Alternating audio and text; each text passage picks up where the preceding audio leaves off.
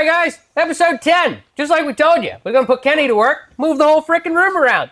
You like it? I don't know. We worked all day on it. We tried real hard. These are all the lights we got. Hope you like it. So yeah, we have our new guest here today. Obviously, you know Kenny over there. We have Jared right here. He works for the Postal Service there, so we may have some interesting stories to go into there. As usual, like, subscribe, throw a comment down there, maybe give us something to chat about.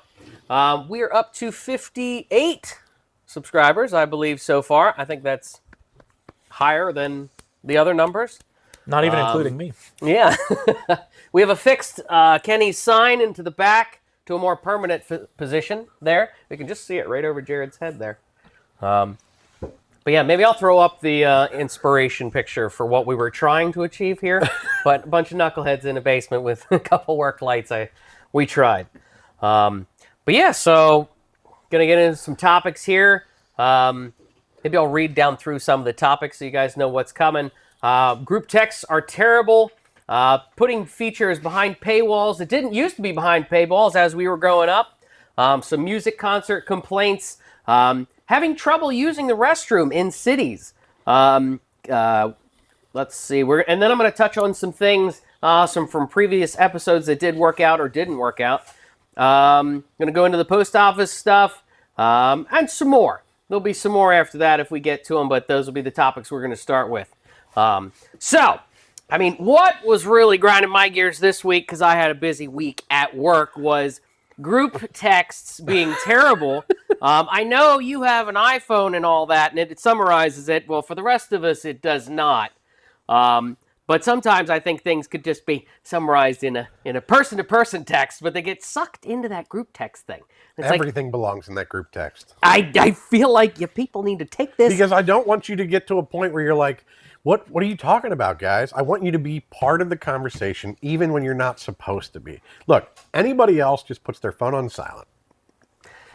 Yeah, but then I feel like I come back to it and you're like, oh, you didn't read those 50 texts we sent while you were working during the day? No, you read them while you're taking a shit later. You scroll through. All right. We got to back up a couple steps here. What do you mean Apple summarizes it for you? Yeah, so the Apple iPhone, if you have the newer Apple Intelligence, when I send 400 text messages to Joe at 2 in the morning, and then they reply, it will summarize all the messages I have not read yet. And it'll like the AI of Apple is saying, okay, this is all his gibberish that we don't need. Here's the 2 sentences you need to pick out of all that. Pretty much, yeah. Wow. Sometimes it's really good. Sometimes it's just entertaining. So the example I was telling him last time, Jen was doing something in the kitchen, and our dog, Teddy, got a dish out of the dishwasher. And then she's like, I'm really concerned about him. But my side of it is just summarized to, really concerned about Teddy, steak knife. So to me, I'm like, now I gotta read the rest of these messages.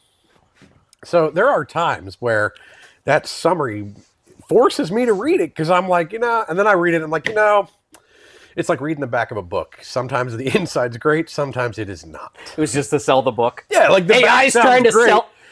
AI's trying to sell you on the group text. It's like, you need to read this one. And then you read it and you're like, you liar.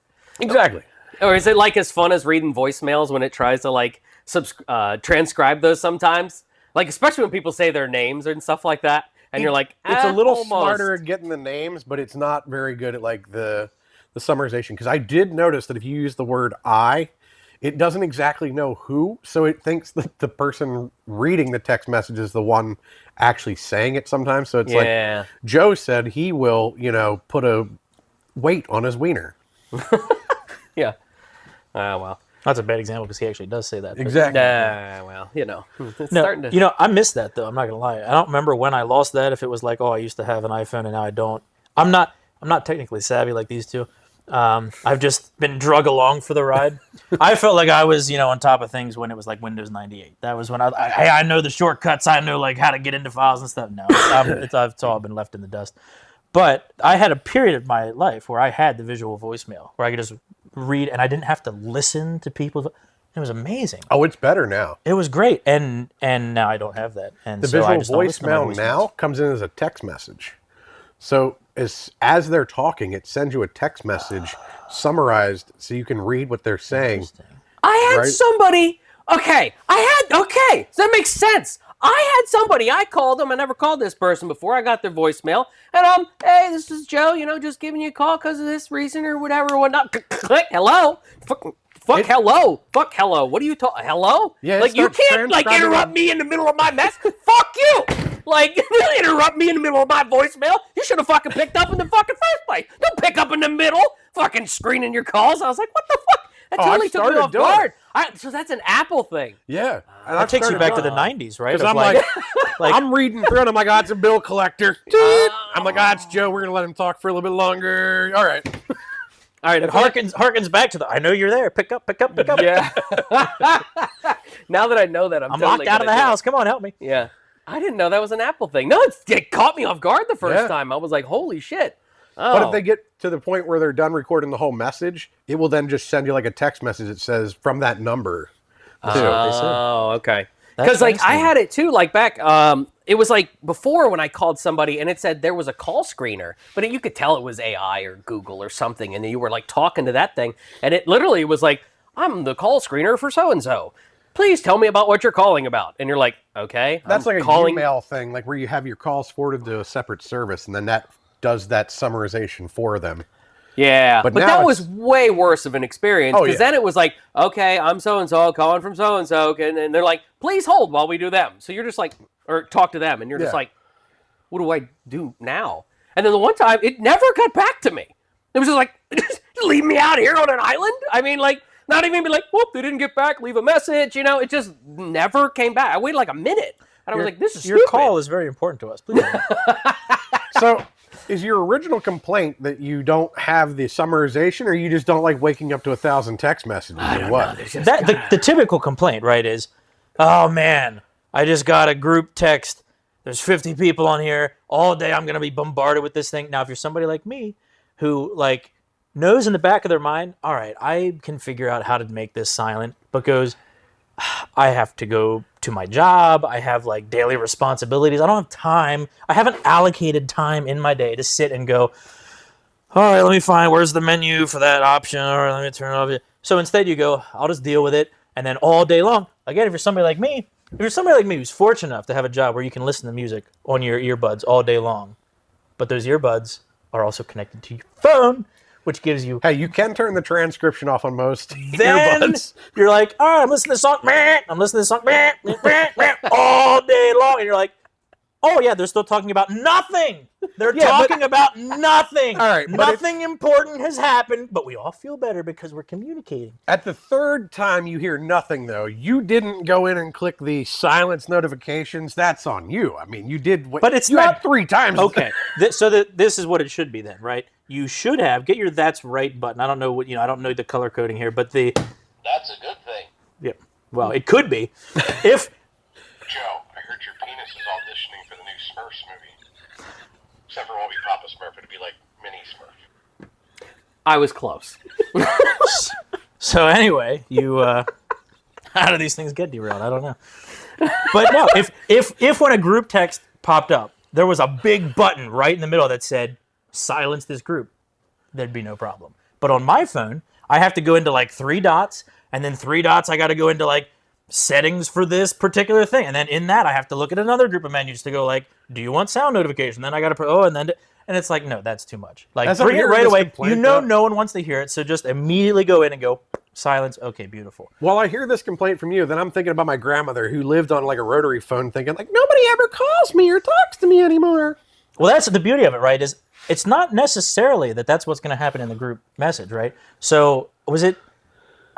I don't remember what the situation was anymore. I feel like maybe you were part of it, but I set up a group message, like 10, 12, 15 people, basically everyone I know, and it was like, okay, here's this thing, and I remember my buddy Posh was telling me about it later. He was like, maybe it was for my bachelor party, I don't remember, where he's like, oh man, I got to add to a group text. This is going to be awful. But no one said anything. so because no one responded, it was like, oh, this is fine. This is no problem. I won't be bombarded with this all day. Everyone read it, and they're like, I don't need to say anything.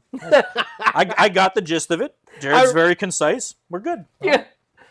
Everybody right at the beginning was like, we're not getting into this. It's I have better nothing now to that add. RCS is a thing. But before RCS, if I would send a message to Joe or he would send a message to me, if there were differences that like one Android person was on there, it would split it into like 400 messages when somebody replied.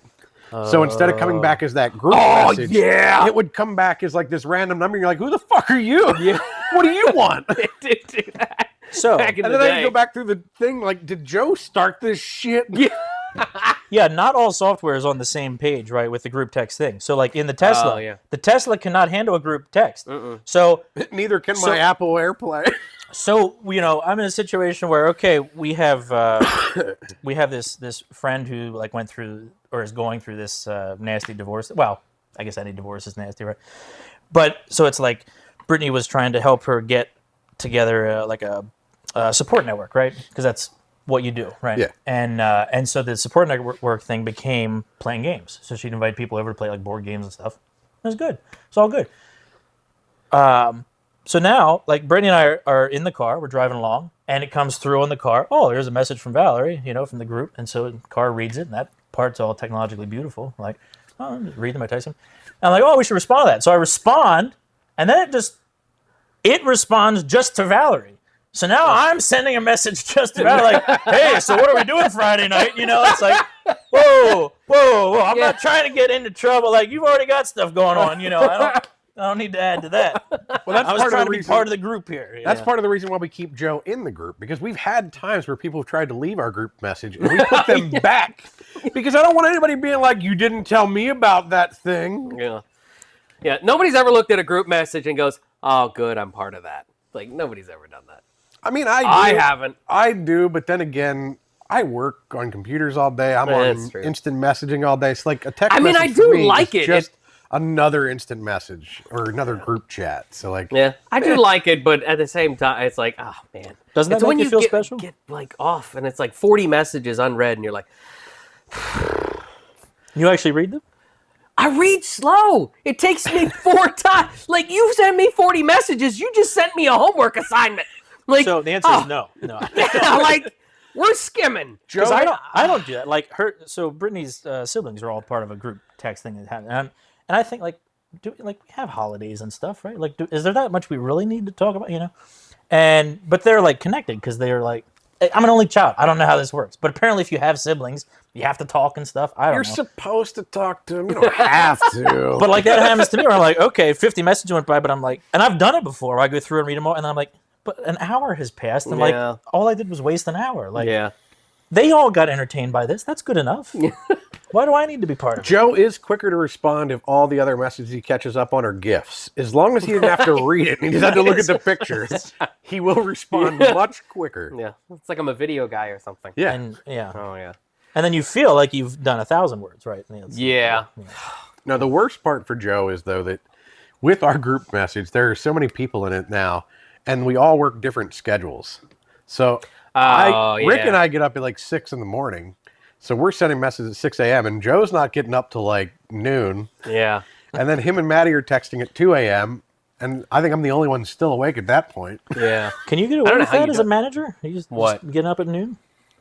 Oh, I don't get no. I get. Not I get there at anymore, 9. I now. made the shift. I'm getting up at 6 Yeah. in the morning now. No one ever thought that'd be possible. I've known you too For those long. curious, like we actually go man. way back. Yeah. I mean, we had bets going. I'm losing a shitload of Yeah, money. if you set your clock by Jared, it would be 30 minutes late at least. Joe Yeah. infamously gave me a clock one time. It was a birthday present, I think. It It was the one with no hands on it. That just said It didn't matter. it doesn't matter. Yeah, whatever time it is, I'm late. That's, My you know. favorite story about Jared, though, was when he was doing the guitar lessons for me. And he used to work over at Guitar Center, and he drove by my house in Lancaster, and he was supposed to stop by at 7 o'clock. I had texted him, he got off work. He's like, I'm running a little late. We're closing up the store, whatever. So then like a half hour goes by, 45 minutes goes by. I don't hear from him. He's like, I'm in Rudders over on the other side of the river. And I'm like, did you forget? He's like, I'll turn around. I'm like, don't worry about it now. Like, just making sure you're okay. I want to make sure you're not dead alongside the road. I forgot about that. I was going to ask you if that was the bird situation. That was the one time that I was, for some reason, they made me an assistant manager, I think, because no one else wanted the job. And people were leaving the store like in droves. So Sometimes how it happens. we went through 2 like store managers and like other people leaving. And it's like, well, I don't know, let this kid do it for a while. And they're still in business, For now. barely. But so anyway, I had to close up the one night, and there was this bird I discovered in the back that had gotten trapped in like a rat trap, you know.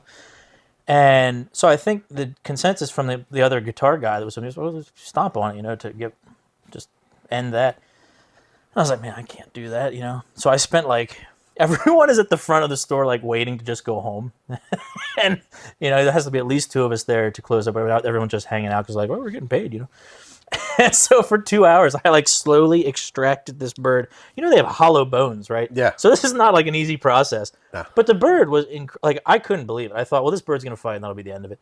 But no, this bird was just sitting there looking at me like, well, this is the only chance I got. Like, go for it, buddy. And let me little by little extract him from this glue trap. And by the end, he like got up. He wasn't like really flying, but he was kind of like walking around. And I was like, well, we did it. You know, it took a long time. I'm gonna have some questions to answer, you know, Monday morning when they go, why was everybody here till 11 o'clock, you know? I imagine that bird had questions to answer when he got back. He's like, you know what? I landed in this real place, and the fumes just got to me. And all of a sudden, I saw this guy come from above. And he just started like slowly peeling me away. What was amazing, like the beautiful part of that was the next day then, whoever came in to like do the warehouse stuff for like trucks or whatever, they said, yeah, there was this bird here in the warehouse and it flew out. And I was like, he did regain his flight. He flew, you know, and then like flew out and immediately got hit by a semi or something. I don't know, but it was like one of the most heartwarming stories of mine where I was like, hey, I actually did a good thing. Like, you know, That's a good thing. yeah. Ah, you remembered him. I never remember. I remember that one, damn it. You jackass. That used to be the complaint button. It used to be. It's not anymore. It's now the Joe and Murph edition for the Smurf movie or some shit. I really expected one to be right. And that, Which you know, one you Well, no, want? you can set your own. Well, actually, we left the red one for you to record. So Oh. you just have to hold the record button and say what you want. Oh, okay. Go for it. Damn it, Joe. Right. Perfect. Try it. All right. Right. All right. Good. We're getting stuff done here. Right with the important stuff. Would you like to fix yours while we're at this, you know, impasse here, so you don't have to One keep more. your... I don't know if the mic completely picked up all of that. I wasn't even ready for it. So we'll. Joe, I heard your penis is auditioning for the new Smurfs movie.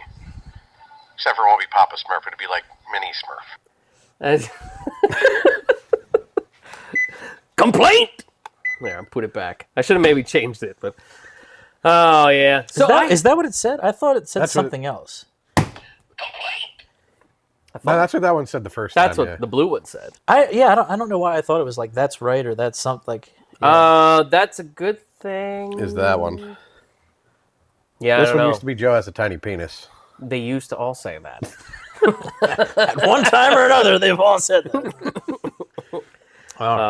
I wanted to bring up my things from the other podcast. I did bring one of those big ass, like there was I brought normal receipts. If you're right? new and just tuning in, I wasn't here for that. Right, so Right, normal receipt size, right, when you go to buy. This was actually for 2 items here. Hold on, let me see that. 'Cause I want to see if I can figure out. Cashier name. Tiny Dick. Right. This one must have been a self-checkout. Then I went and I bought one item, and the son of a bitch is that long. Like, And this is... what are we doing? It's a good thing you didn't go to CVS. Whoa. Is this the same store? It is the same store. Ironically, that's from the grocery side. This was from the pharmacy side. So they're blowing my thing out of the water. I looked at the address and I'm like, they're the same store. The same store. This side, they don't give a rat's ass what you think. But on that side, oh man, I got my That's coupon because rewards. And they waste their paper on the pharmacy side on the prescription itself because it's got that booklet that you're never going to read. Are we supposed to? If Mostly you want to because he live. doesn't know how. Yes. Right. Yeah. Remember we oh, talked give me a about- break, you. All right, so callback. Remember we talked about when you're taking antidepressants and stuff, you can't take certain cold medicines. That's in that packet you don't read. Whoops. Also, really important for girls that don't want to get pregnant. Yeah. Yeah. I'm not going to You read can't that. be mixing. Yeah. If They you're, just think you're going to put a book in there and I'm going to read it. Like, that's not, no. You got to give me instructions and tell me you must read this, big red tape. Well, we talked about people with warning labels. If they're not going to read them, then no. I say we I just start- deserve anything I'm getting. Everything should be a video, and we should have a QR code for Joe, just so he can go. That'd be great. QR Yeah, but code, like that's the the way to problem do with it, that is like I don't take it seriously because I open it up and the first like 6 paragraphs were just nonsense. Like, can we just layman's terms, being like, if you take this, your feet may fall off, and make it big letters, and I'll figure it out. Yeah, but then the lawyers are going to have a field day with that. I know. It's got to say all those fancy terms so they can be like, no, that's not what we meant, Joe. Yeah. We meant some people's feet fall off, not yours. Not yours. Not your feet. Your feet are fine. Your feet will be all right. Yeah. Other things I wanted to bring up was I did your trick. I didn't do the drive-through. I put in the order. I said I'm going to go in the store because Kenny told me the problem was, if you didn't watch the other episode, I put my order in on the app. I say I'm here. It doesn't matter. I go into the drive-through and they start making it right then, and it was a big order, big problem. I put the order, said I'm going to pick it up into carry-up, and then I did go inside. It wasn't ready just yet, but like 30 seconds after I got in there, boop, put it right on the counter, boop, I took it. That's the trick. Anybody who's doing that, struggle with it, we're solving And problems. you can What was just the pull up to store? the window and be like, hey, I accidentally placed it for carryout. Can you hand me that thing over there? I mean, as long as you're nice about it, they'll be nice to you. I don't know if I want to bring up store names, but it rhymes with Cock Donald's. So Leave a lot to the imagination. They got a clown that works for them. so yeah, if you want Well, that harkens back to you guys were talking before about the order, like, and they're parking everybody. And I just wanted to interject into that. Like, the reason they park people is usually because they've run out of something. It's not that they... Because you've worked at fast food, so you have the insider scoop here. I work... Not just at the mailman. As part of my downward spiral, I worked for between 4 to 6 months as a something, kitchen person. And it was a kitchen person that had like the carrot dangling out of being like some kind of team leader thing, whatever, and that obviously didn't Shift materialize lead. because I stopped going, so. Shift but, lead kitchen associate. After like the second day when they're like, hey, you were supposed to be here, and I'm like, yeah, I'm not coming in. They're like, we're probably not going to make him the lead, But, but no, so... kind of a lead from home He's probably like, guy. I'm at Rutter's right now.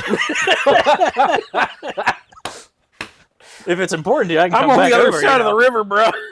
But Guy said he wanted a cheeseburger. I just went over to Rutter's, ordered a cheeseburger, and brought it to him. I'm making music. Like, that's way more important than feeding people.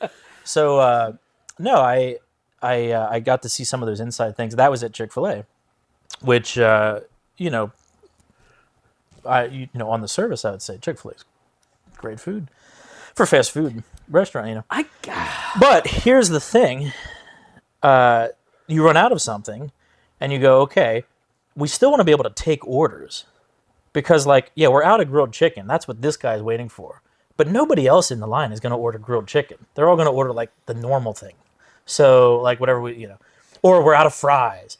But, the time it takes me to make more fries, I can use for 6 more orders, whatever. But, let's get some more orders because if we don't, then everything else will fall behind. So that's the actual reason. If they already give me the order and the money, they're not going to leave as quickly as if I haven't talked to them yet.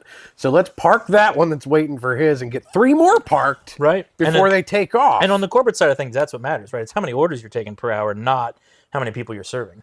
They don't care if everybody gets their food. Yeah, but the money quantity, has to not keep quality. coming in. Yeah, it's quantity, not quality. But the other thing, too, that irritates me about Cock Donald's, the one that has the clown that works for it, when they tried to compete with, the other one, the redheaded one, they went to the fact they were trying to make their burgers, fresh, never frozen. Well, you know what? They were faster when they were frozen, man. They don't taste much different, and they were faster then. So can we just shift it? I didn't notice. So, you bring the McRib back every once in a while. How about we bring back those frozen burgers and that efficiency? Right, but I was there with you. But it's how did you run out of fries? Did you not know people were going to come and order fries? How long does it take to cook fries? It's 4 minutes. You got 17 fryers 2 minutes there. and 30 seconds at Chick-fil-A. Oh, okay. I don't I can go I'm into good at a remembering whole- numbers. Right. I just ordered the standard crap. That's what I said. I didn't say hold the pickles, throw the pickles out the window. I didn't know special instructions. I also told you 30 minutes ago that I was going to be here. So you're like, oh, we didn't fucking know. Fuck you. You did know. It's your fault. You were talking about fast food tricks. You want to hear another trick that you should never do to somebody because they should punch you in the dick if you do it. Put that little toy up somebody else's ass? No, not that. I mean, that's your problem. But I was told at one time, some gentleman told me, if you want fresh fries, just tell them you want fries without salt.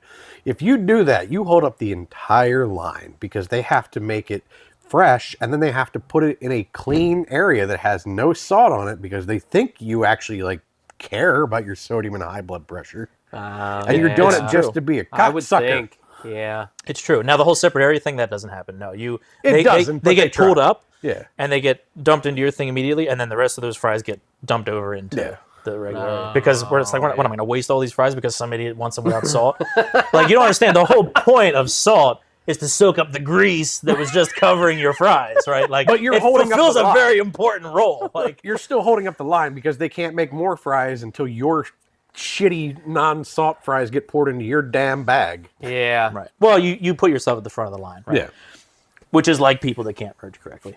That's just- Exactly. Yeah. If you can't merge correctly, You you're know. fucking waiting for your order. as I'm leaving work today, and it's like, oh, there's two trucks that just, they get to go together because they're truck buddies, and even though that's not really a lane, and this is a lane, that's the lane that ends, and no one should be in that lane. It's supposed to be a turn only thing, but we give this little bit of extra so in case something terrible happens, people can be like, well, I'll get over. And they go, wait a minute, no, if I get in this lane, I'm not going to make the light, so I better get in that lane. Wait, now not only have I made it to that lane, but now I could beat 12 other people if I hit the gas real quick. And I had a changing lane story one time that was actually not somebody trying to race us. And this was an interesting one. When I first got my license, I had this shitty car. But, I mean, you could see it. It was an Oldsmobile Cutlass Classic. And I'm driving down the road. And I'm sorry, I thought you said gutless. yeah, gutless. Yeah. So we're in Redline there. The two-way strip coming up through Cape Horn area, it has two lanes, and they eventually merge into one lane going up the hill. I'm in the left lane driving. This older lady is in the right lane, literally about to merge into me to the point my passenger rolls down the window, starts knocking on the window like, hey, lady, I know you Knocking on can't her window. see me. Yeah. That's impressive feat, right? You're talking about at Tractor Supply. Not there, but as you're coming up towards that hill almost. Yeah. As you're coming from where the iPlace is down here. Yeah. And they have the Burger King on the right and everything else. But yeah, right there. She's 'Cause- trying to come over to the right, and I'm like, whoa, whoa, whoa. Because, like, I don't know about you. Like, I have merge anxiety because people are so bad about this. Like, so I'm watching all the time, like, what's that guy going to do? What's he doing over there? And I will say, at that particular spot, I have noticed that I think people are generally pretty good. I'm always watching, like, he shouldn't be there. He shouldn't be there. Always turn into Tractor Supply. Okay, it's fine. All right, it's okay. All right. No alarms. It's all fine. But any other merging play, like I don't know why that place they have it down mostly, but you go anywhere else and then it's a free for all freak show. Yeah. Usually when you see something like that too, you give the look, right? When you go up, you're like, go to look at them, right? You're like, I gotta look. I gotta see. I gotta see what stupid looks like. Well, in this case, You I'm know looking you've and done I'm the like, wrong thing here, right? Do you feel bad? I'm like- looking and I'm like, she don't even see me. She don't hear the horn. And I'm like, hey, bro, can you let her know? And he rolls down the window. And then all of a sudden she's like, ah! I know you just saw the Grim Reaper, but you were about to see it if you like merged into me too. Yeah, exactly. Push you into the other lane. Have you ever been in that situation where you're like, I'm the bad guy here? Like, so, Oh, yeah. right? I mean, Like we are, right? 99% of the time, we try to be the good guy, right? Like, Yeah. hey, I'm in the lane I'm supposed to be in. I'm waiting a little bit longer because of it, but hey, I get to feel good about myself. Like, I'm helping society move forward, right? And then once in a while, you're in Philly, right? You're in New Jersey, and you're like, oh God, I didn't know what was happening here. I've got to get over. And then it doesn't work. Like, for other people, it works. I go, all right, well, I guess it's either I hit the brake and let him go, or we plow into each other. I don't want to do that, so I guess I'll let him go through. But no, you're in Jersey, and it's like, oh, I'm in between two lanes right now, and I'm going to get crushed. Yeah. Like, there's the only option I have is to immediately jump out of my car. Why does everybody else get away with it, and I can't? I tried it one It's an time. attitude thing. You have to have that I'm willing to have my car get fucked up attitude. Right? And that's where but most of the time people are doing it, it's probably not their car anyway. They rented a car, they borrowed a car, like stole a it's their car. work car. Like, because I know when I worked for Rent-A-Center, we drove those big ass trucks. I don't really care what we hit. It wasn't really my insurance. I mean, Yeah. Yeah, I think that's a lot of it. Or it's their third accident this year. Yeah. And it's only January. Yeah, it's like they move on to that. But you've been on the other side too, like where it's been your fault. Like you've been screwed up. But I totally. I'm like, sorry. But when you look at somebody and they screwed up and they're like, they're just still driving. I've you're had like, those what the times hell? where you pull up and you're like, I think I can make it before they get here, and you misjudge and you pull out and you're like, that was a close fucking call. I really shouldn't But have at done least that. give the hands, I'd be And like, I'm like, "My I'm sorry, bad." or I'll pull over and put the But when things you up. don't! Sorry, yeah. When you don't, now I gotta follow you and poop in your driveway. Well, so this is the question, right? What is the situation where you've paid the most for being in the wrong? And I'll give you a moment to think about it, because I can tell you another job that I had during my spiral was I drove for Lyft for a while, and that was actually a really fun job. For the most part, I really enjoyed that job. Outside of the fact that nobody tips, everybody wanted to talk about Elon Musk because I was driving a Tesla. And this was like before he was in daily news. People still had their opinions on him. But anyway, all that aside, I made the mistake one time, and it was just one of those things, they had some kind of construction up, so everybody that was turning left was like waiting forever, like way back. And I'm looking like, there must be something else going on here. So surely this isn't all for this turn lane. So I'm like going up, and then and then as I see it, I'm like, well, now I just have to like get over. So I beat out probably 30 cars that have been waiting for like how there's waiting at a light, and then there's like, I've been waiting to go where a road's been closed and the construction has been backed up for like 20 minutes. And there's two different levels of anger there. So like, and I got somebody in my back seat. He's just trying to get to the college, right? Like to your college. And so I'd make the turn and people are honking and furious. And I'm like, oh yeah, I really screwed that. I'm sorry, guys. I'm dropping him off, and then I'm driving all day. Like, it's not like I want to be doing this. I'm just trying to feed my family. It's just as hard for me as for anybody else. But then, like, as we keep going, people are like deviating to follow us, and then like people are coming into your college with, what the hell's the problem with you? Like, what's the matter? And I'm thinking like, oh, I'm not safe anymore. Like, this is about to turn ugly. I'm like, all I did, like, you're right behind me. Like, you made it too. Like, just keep going, Like, continue with your day. It's going to be all right, I just did that recently. We went up to the farm show. And we get to the farm show, they have all the parking everywhere you got to pay, and then they have the one where you can go right in if you have the pass. I made the mistake of getting the pass lane. I pulled up the window, and I'm like, hey, ma'am, I don't exactly know where I'm going. She's like, you got a free pass? Go. Because it's like, traffic can't stop. You got to keep going and get that shit moving.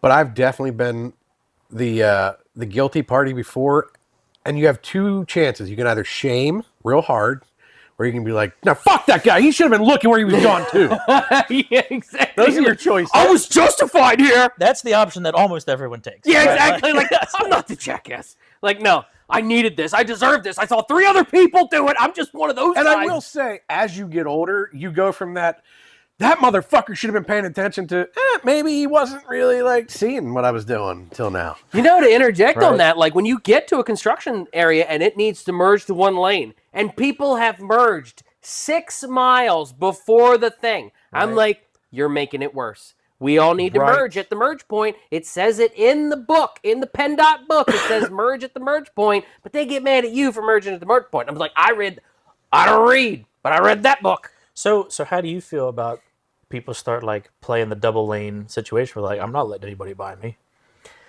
Because it goes both ways, right? Like, it's true that if there is only one lane, the traffic will move quicker.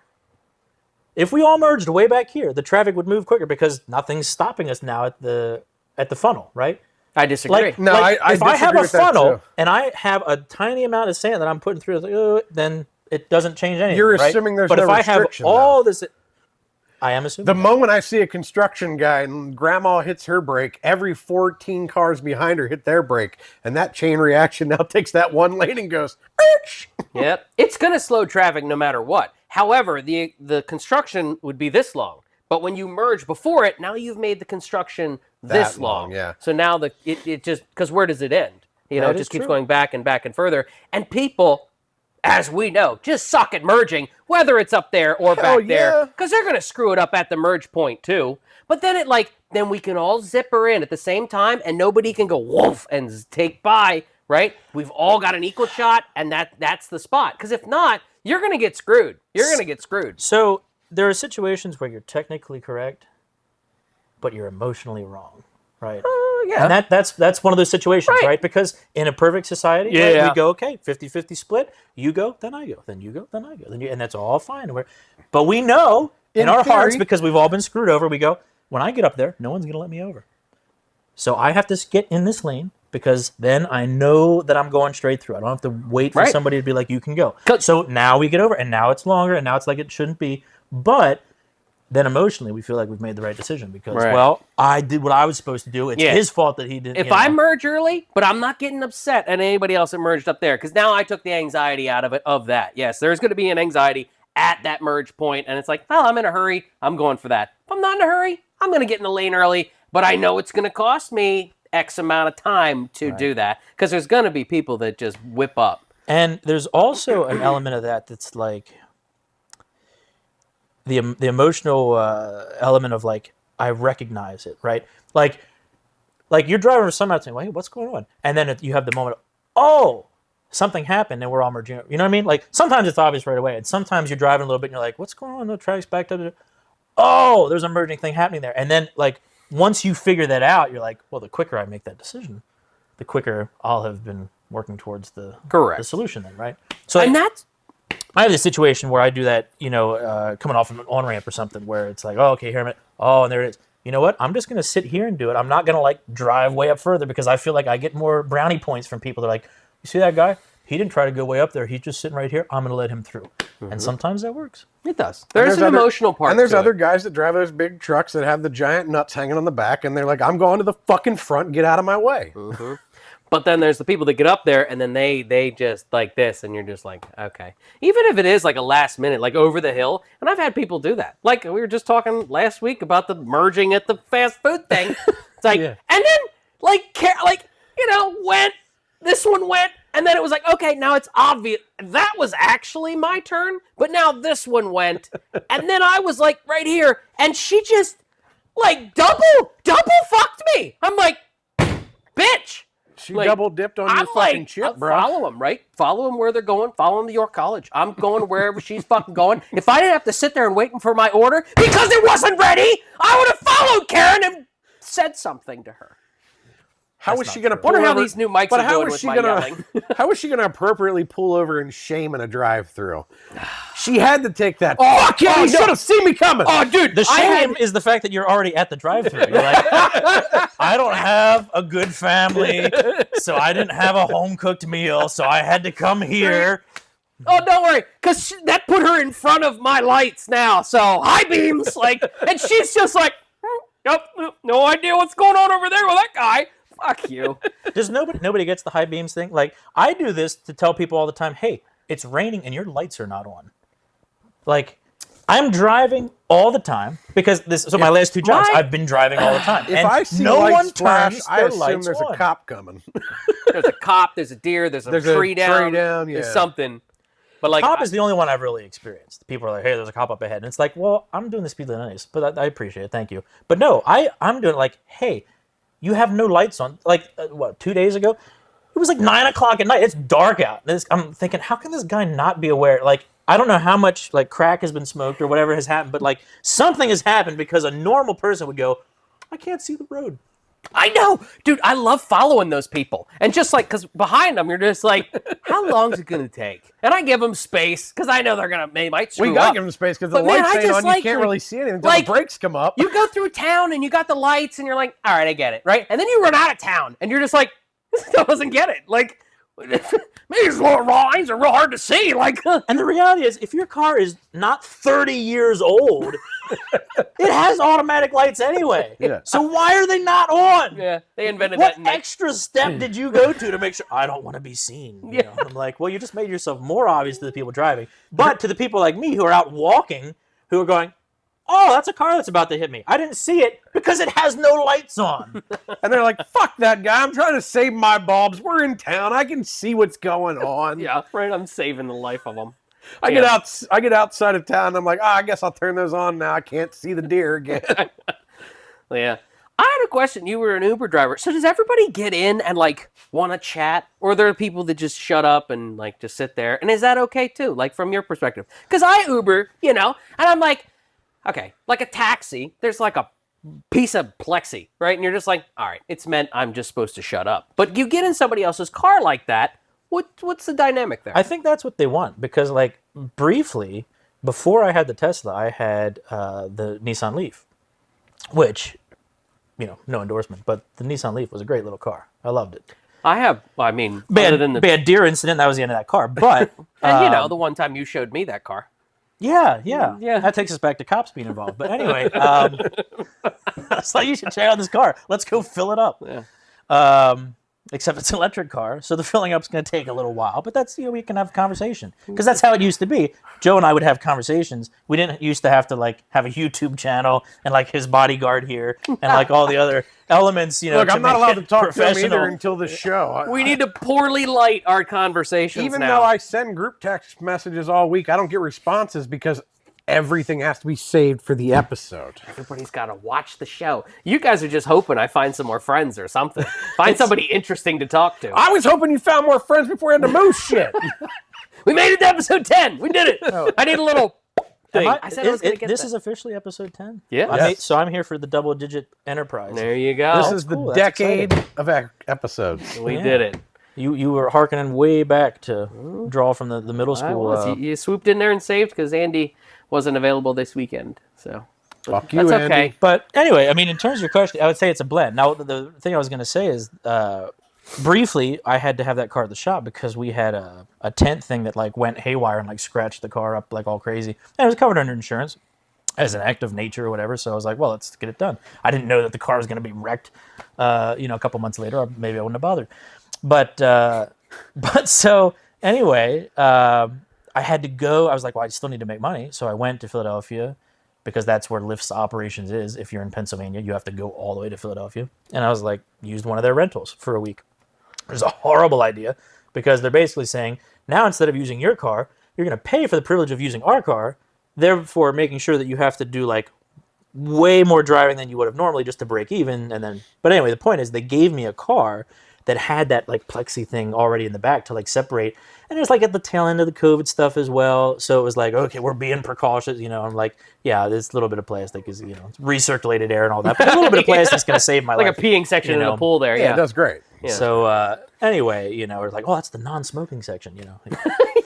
So anyway. They got extra fans over there.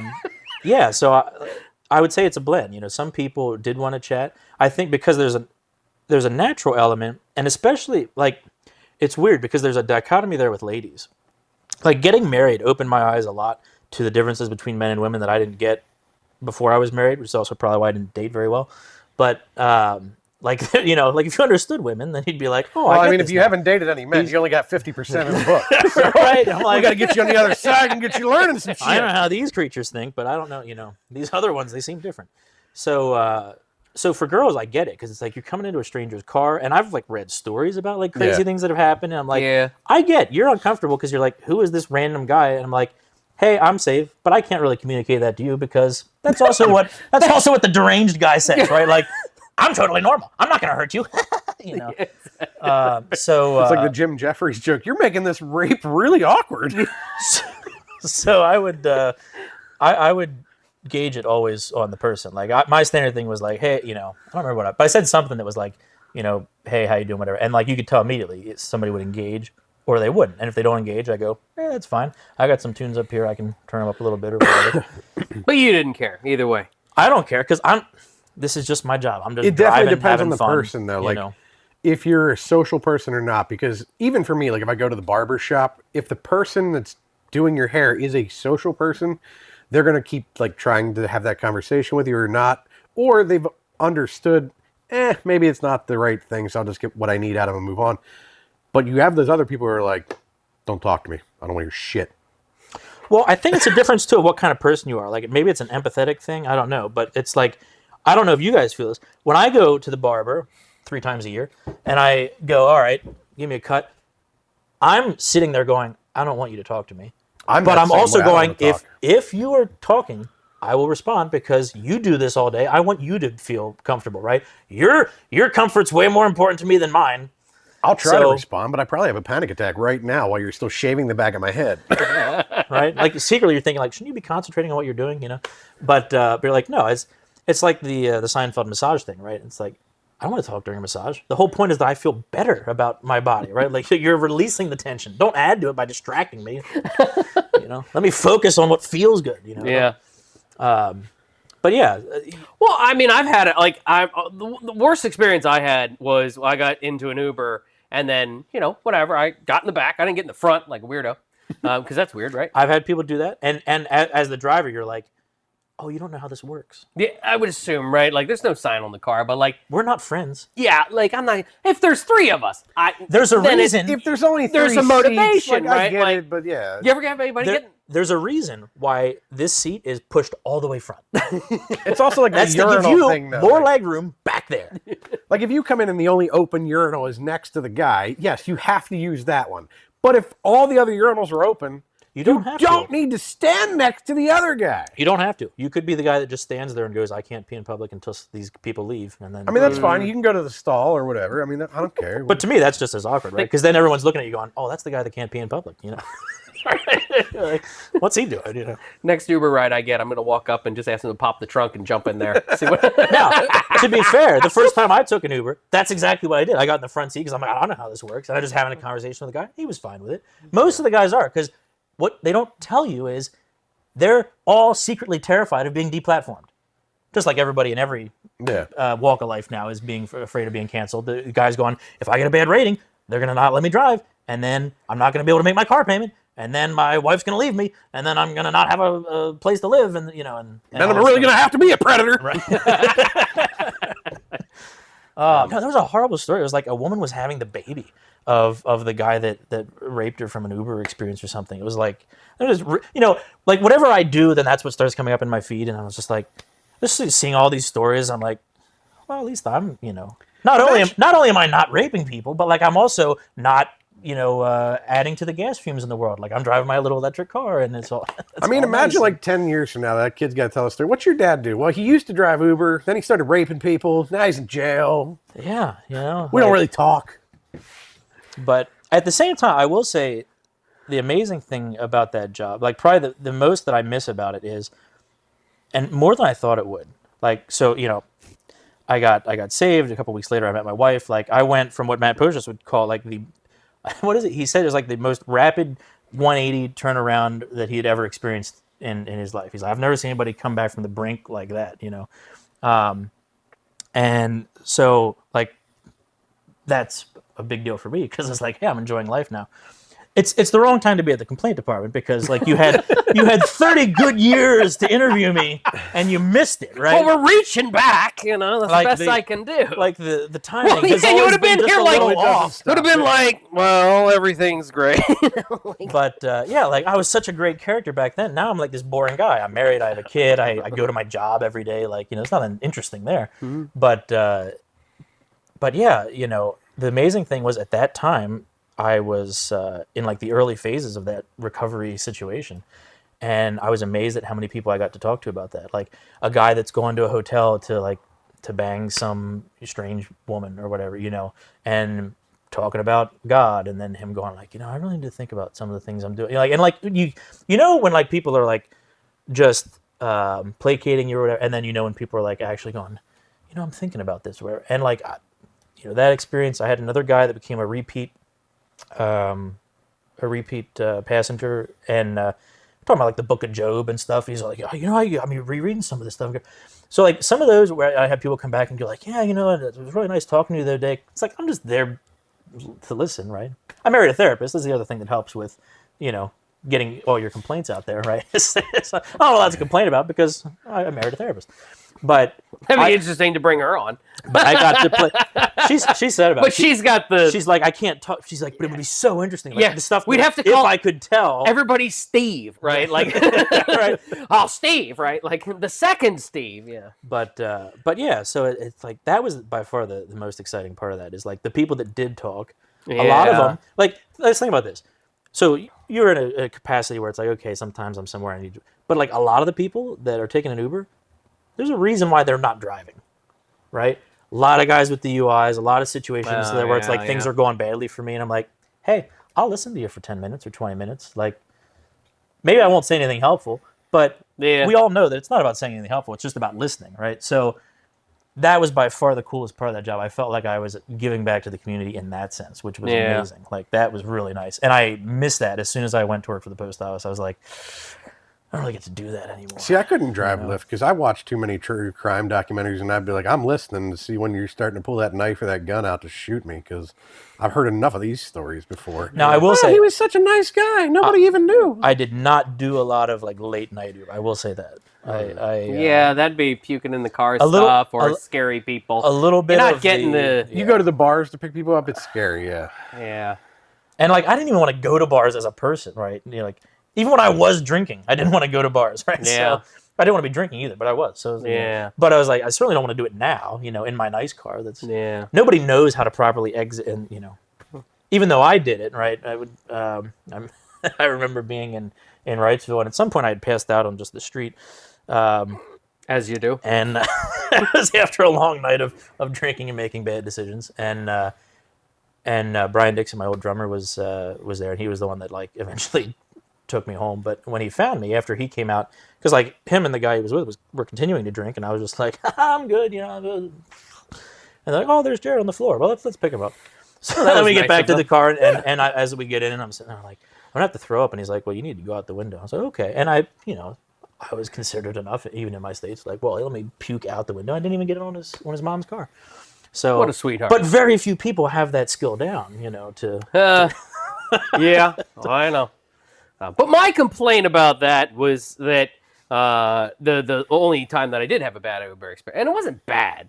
It was just the guy I got in was like, hey, I wasn't in the mood to talk. I just had a long flight, and I didn't care, and I had to get up early, which is like kryptonite to me. Kryptonite, you know, is getting up early, reading, doing laundry. If I'm doing all those at the same time, just don't talk to me. But anyways, and then I got into the car, and the guy had the thickest accent. You know, I was in Chicago, so it's like, well, you're going to get all kinds, right? So it's like, and that's fine. But it was like he wanted to talk, but I barely could get it, right? And then I just like, the third time I tell you to repeat yourself on the third sentence every time, I'm like, that was a real struggle. Like, I was just watching the clock. Like, oh, we're 2 minutes away, thank God. Like, I didn't want to be rude, but I was like, man, how do I make him just, like, you're not getting it. Like, read the room or read the car, man. Like, I'm not getting it, and this is miserable. Aren't you miserable all day? Are you practicing your English with this? Is this like, I was like, I mean, I didn't give him a bad rating or nothing, but I was like, God damn. I prefer it when they're the one that give up, though, on the conversation as opposed to me, right? Yeah. So, like, perfect example. I mean, I was trying to give up, you know, and then, oh, look at that thing. You know, you give the cues, like, there So were what do we have cues to and- teach you? You can't read. Yeah. You have trouble hearing some people in the world. Accent. What do we do? We teach you sign language? Like Yeah, then- maybe because it's like a picture almost, but it's words. You'll you get to it. Carry me like a baby. Security guard that watches video feed, I think. Yeah, is the there proper we job go. for Joe, you know. And then No he's just audio. like, maybe that's what they're saying. It sounds right to me. Maybe I'll just make videos in my basement.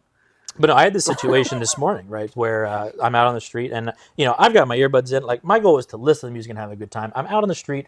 I'm not trying to interact with anybody. I'm just trying to deliver the mail. And this guy comes up to me, and I'm waiting to cross a busy street, and you know, Main Street Red Line, you know. And he comes up to me, also with a thick accent. I don't know where from. I just could tell that he wasn't from here, like, or at least He's from Red Line. His accent certainly told me, like, I don't think you grew up in York County, because I know that accent, right? And he comes up and he's like, and I did what you're doing. I'm sorry, what? And as I'm saying, I'm sorry, what? I'm muting my music, which is what I wanted. And he to said, listen "Where's to. the mini mart at?" And then he goes again. He's like, mini mart, and I said, I'm sorry, buddy. The mini mart, you know. He goes, kind of 3 4. You know, it's like, man, I just don't know what you're saying. I'm sorry. And he just turned and just kept walking. And he's like, that idiot's not gonna get it. And I'm like, yeah, I'm not. I'm sorry. That wasn't a sentence. I would help you. Like, I stopped. I did what I could, but I can't understand you. You got to use words that I know. And if you do, maybe I could give you some direction. There's no mini mart up there. There's a Rutter's back there. I don't know where you came from. I don't know where you're going. But I can't help you with the treat the food. You know? Yeah. Language barriers, aren't they fun? It's tough. Yeah. It's I'm tough. sure I've had those in. I can't think of any right now, but I mean, one time in Philly, but it was like we just went to the phones, right? Like, I didn't know what he was saying, you know what I was saying, but he had his phone that could translate then to English, and it was like it slowed it down, but we made progress. At least That's you an can hear amazing what's going thing. on. Yeah. Yeah. Now you don't read, obviously, but you read. Yeah, I read a lot. Have you read The Hitchhiker's Guide to the Galaxy? Like Yes. every time that kind of thing comes up, it makes me immediately think of the Babelfish, right? And I'm like, we're there. We're there. We figured it out. We can actually cross these dimensions now. We're like, you don't look like me. You don't speak my language. We can still communicate because this little device will tell you what They I have said. the earbuds now where you give one earbud to like Joe and I have the other earbud and it will translate back and forth so that you can actually hear the AI on my side translating what It's he's amazing. saying. And I've wondered, maybe that's what they're using. But like when I watched back when Carlson did the Putin interview, I was like, how are they doing this in like live time? Like normally you see the translator person going, hey, he's saying this or whatever, you know. And I didn't see that. And I'm like, well, he doesn't speak Russian. Like, how is this Probably an happening? earpiece. And yeah, I'm like, that's brilliant that they can do that. Yeah, I saw Lex Friedman do a podcast with Vladimir Zelensky. Yeah. And it was like, but then they took the whole thing. They both spoke Russian, just I think, or something, but the whole podcast was done that way. And then AI translated it so it sounded similar to their voices. That was awesome. I was like, and I was listening That's interesting to too, it. the fake AI Yeah. language thing, right? Yeah, Which- and it squirrels off. Like you can hear it squirrel off sometimes. Like I was listening to like somebody put like one of the Trump books on the internet, and it was like, oh, but Trump read it, and it was like, ah, well, and you could tell because like it would try, and then all of a sudden it would just squirrel off into a British accent, and then it was like, and then you could feel him like hit the reset, and it would click back. It was like go too long, and then it thought he was fucking British. Amazing It was thing, crazy. right? Like the nuances of the human Yeah. voice thing. Oh yeah. I was watching. I don't know if you're familiar with. There's a YouTube channel called The Charismatic Voice, and this lady's like a professional opera singer, but it's great because like now she's listening to like rock and metal and stuff and analyzing these voices, a lot of which are really good, right? And for her, it's a new discovery. So then, as someone who loves the music, you're going like, oh look, here's somebody who gets it, like we get it, you know, kind of thing, and very cool. But she was talking about that with. A Queensryche song with Jeff Tate, and he did something with his voice that like you just listen to and you think, oh, that sounds good or whatever. But she was going, look, that's something right there that it was like the way he said face, like whatever kind of vocal thing. And she's like, auto pitch, you know, can't do that. Like Yeah. you can't get that technology, even though it can do wonderful things and make Britney Spears sound good and everything else. Like it can't replicate that particular human thing. Like the human voice is so nuanced and. yeah. It's amazing, right? When I worked at the medical facility, one of the things we did was we transcribed what doctors say. And first off, the dictionary that doctors have to use for some of the words that are out there aren't even like the regular dictionary. So a lot of the times when you're trying to train that thing to actually pick it up, it doesn't get it. And then there's other times where basically your accent is the problem with that recording. So we found that instead of people using like the microphones that would dictate, it was better in most cases to send it off to somebody else to listen to, type it up and send it back, because a lot of the times that nuance is there. Brittany, the cookies are great. So because of Joe's beautiful, skillful... You're on mute. Oh, yeah. There's a reason for that. I mean, we wouldn't have recorded you tinkling. You say that now. But, no, because of Joe's amazing, skillful job of editing, probably haven't realized that we just came back from a short break. But and I'm going to cut that out too. I only bring that up just for the fact that I had a first experience that I've never had before in my life. So I'm prepared to share it with you guys because I know You just came from the bathroom. You're scaring the shit out of me. I've never gone to the No bathroom pun before. intended, but hey. Because I know you guys, I've been afraid. I'm going to come right out and say it. I've been afraid of the bidet for a long time because it seems scary. Anything involving Depends on a male rectum and something going towards it, to me, it's a little scary. So I've stayed away. I've had the opportunity before in the past, and I've gone, not for me. I'm not prepared.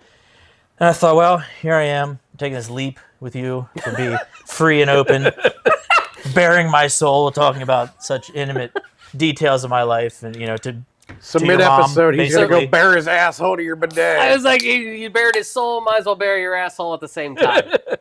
And because, I know when I talk about Tom Segura stories, you know what I'm talking about. If I say the experience I had up there harkens to one of his stories. And so I was like, well, now's a good time to find out what this is all about. And it wasn't as bad as I thought it would be. It always wasn't- depends on the It wasn't temperature. as scary. The water was cold. Yeah, temperature. So time of year. And It also depends on how you're feeling, because I find when I eat spicy stuff that the cold water feels much better. You see steam coming up. I'm like, it's interesting. But dude, I had some hot wings. I've heard drink milk, but no, I actually just used the bidet. I mean, the good thing is they're only like $20-$30, right? So they're not that expensive because Yeah. it's a slippery slope.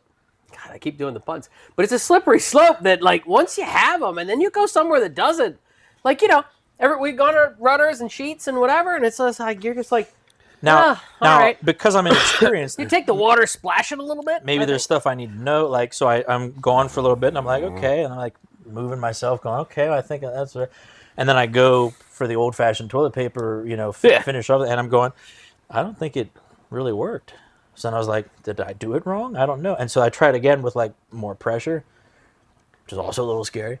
But I was like, okay. When it starts coming out your mouth, you know you turned it up too high. I find it's best to start out with about half pressure. If you can feel it pushing on the asshole, it's just enough. Yeah. If you can feel it going inside of you, turn it down. I mean, it's kind of like when you go to wash your car. If you just turn it on mist and go, pfft, you ain't getting shit off dirt's of there. coming off, But yeah. if you have a power washer and you go, pfft, you're getting the dirt off. But if you turn it up too high, you'll take the paint too. So you gotta be I was gonna say, If you turn it up too high and put a hole in the car. at a certain point, you test the water pressure, and like it rips the flesh off. Yeah. You know, that's not good. Yes, exactly. But the other thing, for people who haven't used a bidet before, right, which is like most of the world, most of York County that's going to be watching Yeah, this. probably. there was two different directions that I could turn it, and I don't know what turning it to the left did because I didn't experience anything. It goes back up inside and then cleans itself. Is the other way. Oh, so is that like you use it and then allow it to clean itself? Right. It's not even that fancy. Mine doesn't do the turnaround, go inside thing. I didn't Okay. want it. It was just, we bought one and it was a normal one, and then we had to buy another one. They didn't make that one anymore, and now it's like standard. But so it sounds like what you really need is just like a little separate water heater tank, like a little half-gallon water heater tank. Well, no, just to you- go like, you I can- use this, and it's not frigid. Like, I mean, if you put a 0 behind that number, like my parents have one. You can spend the money to get the ones that God. plug in, and those have a reservoir where it will hold the water, but it also warms the seat too. Yeah, Like it does everything to It- keep it that nice temperature when you sit down. It has a blow dry thing. I think there's a credit card slot where you gotta, you know, you yeah, go it to the just wipes car it wash. down your asshole to make sure everything's clean. the blow dry would be nice, and I'll tell you why. Because here's the other problem: I've used toilet paper almost my whole life, and I go and I'm thinking, well, this is like dissolving inside my right. butthole.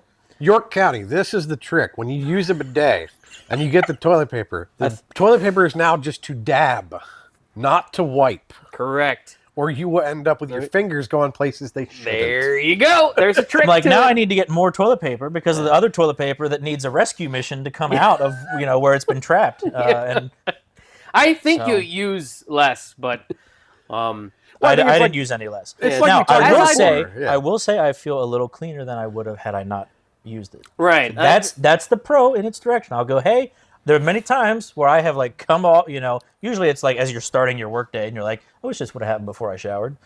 But you're like, nope, it wanted to come out. Now that I'm like ready to start my day, and then the whole day you're walking like, I just don't feel fresh. you yeah. know? You missed a crumb. Yeah. But now I feel pretty fresh. So I will give it that. It gets points for that. Well, that's what we try but and the, do here. the rest of the experience was like, I don't know if I just got to get used to this or if I need like some extra features or what, you know.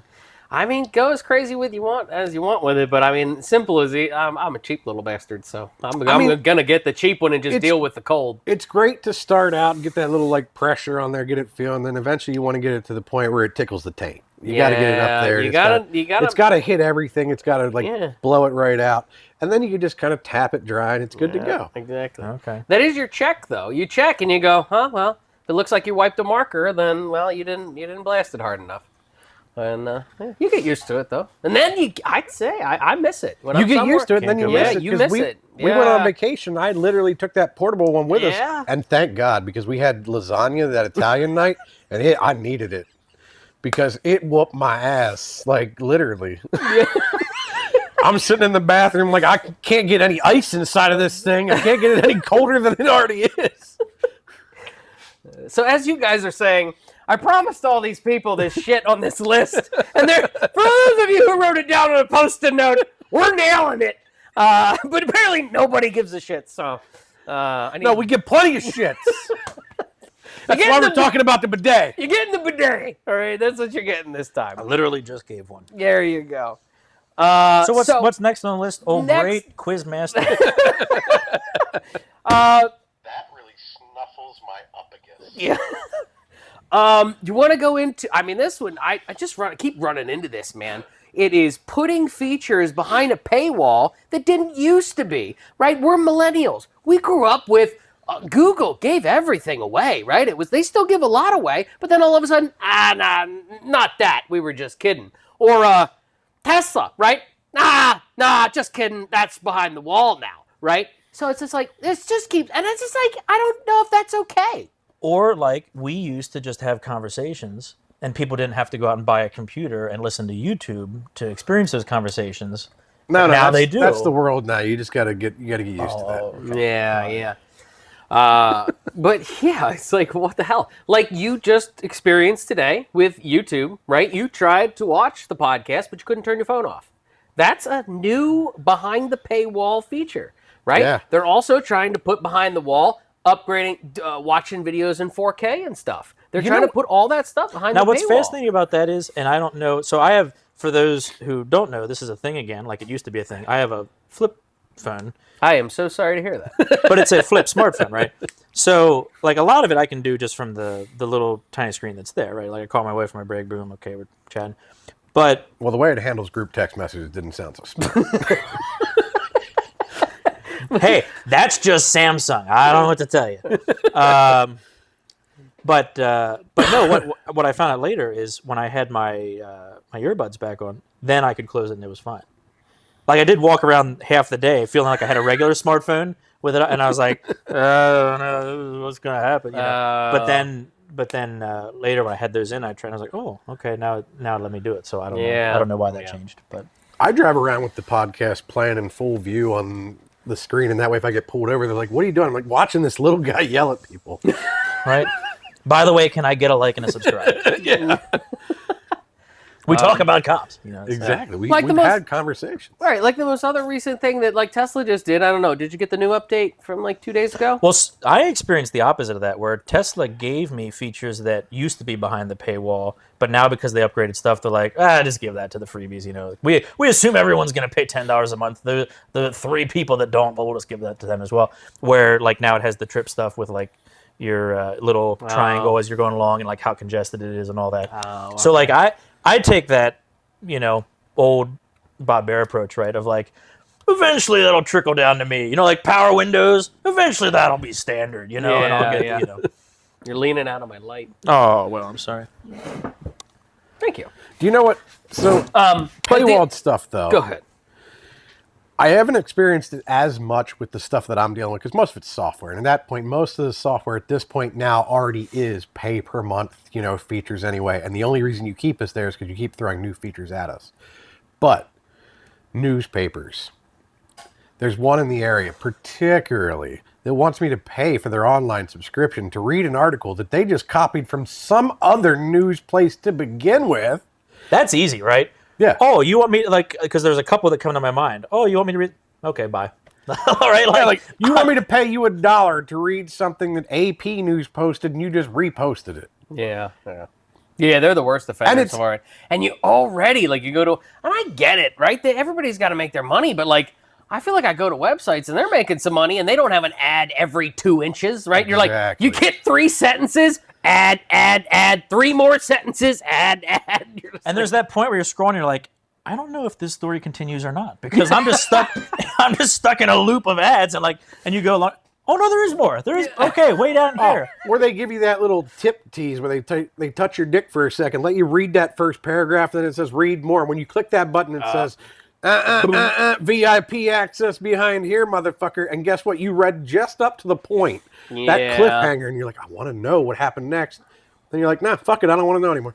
There's so many news organizations. How am I supposed to just pay for one? Can they all like get together and be like, you know, like That's cable. the streaming argument, right? Right, like cable. That's Exactly. exactly. Again, We've right? had that, yeah. We've had that conversation that we fucked that up. Millennials, we were like, Netflix, we'll do that, and then Netflix, HBO, CBS, Paramount, Plus Disney. AMC. Disney, and they're like, Fucking nah, we now they're all fucked the it all same up. thing again. Yeah. And it was like it was great when it was all under one. If only there was a place where like you had all those different channels and you could just scroll through them whenever you want.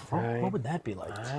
Anyway, You know, but we're back to the cable package. But no, Yeah, what's- exactly. that is what I expect, right? You talk about that button, and it's like, oh, I hit the button, and it goes, haha, pay me, whatever. But like, there's plenty that I go to where it's like you hit continue reading, and then it just like shows up, and I'm like, Yeah. what some of those purpose too. did that serve? Like, what does that button get you money? Like, how did that? Why would you? Oh, don't they're know. interacting. We can gain data from this. Like, I don't know. What's Well, the they point do of this? gain data because anywhere you're on the screen, they get an impression. So, like, it knows where your mouse was, it knows what you've hovered over, it knows what you've clicked, it knows how long you were on the page. This guy didn't just accidentally hit this website. Like, he actually wanted to read this. Yeah, they're like, oh man, we caught him with that intro. We got him to click the button. Next time, we're going to charge him $5, and he's going to pay it, or not. Maybe that's it. But they gotta get together and be like, hey, you get all the news stations for $5 or something, or news things for $5 or something. You right? are already anyway, right? Because they're all owned by the same parent company. Right? Exactly. They're all copy and pasting from everybody else anyway. They're just pretending to be You're different like, news well, organizations. yeah, you're like, okay, right? Oh, well. I can't believe this upsets you though, because we know you don't read. So Yeah, you don't read. So, I can read the 3 sentences before the ad, all right? I can get that far, and then it's like, as he's waiting Oh. for the bidet to warm up, he goes, I can. yeah. Well, that's while he's using the bidet and waiting for it to warm up. That's when he could be catching up with the group conversations, but he's still trying to read that Yeah. one article from a month ago. Still not done with the group chat. Oh, that's right. You want to hear something really funny about Joe? He has very hard time keeping track of things. We had an instance where Joe would come over to my house. We were working on a website at one point. We were going to have this really cool idea for a website that sold lottery tickets and stuff.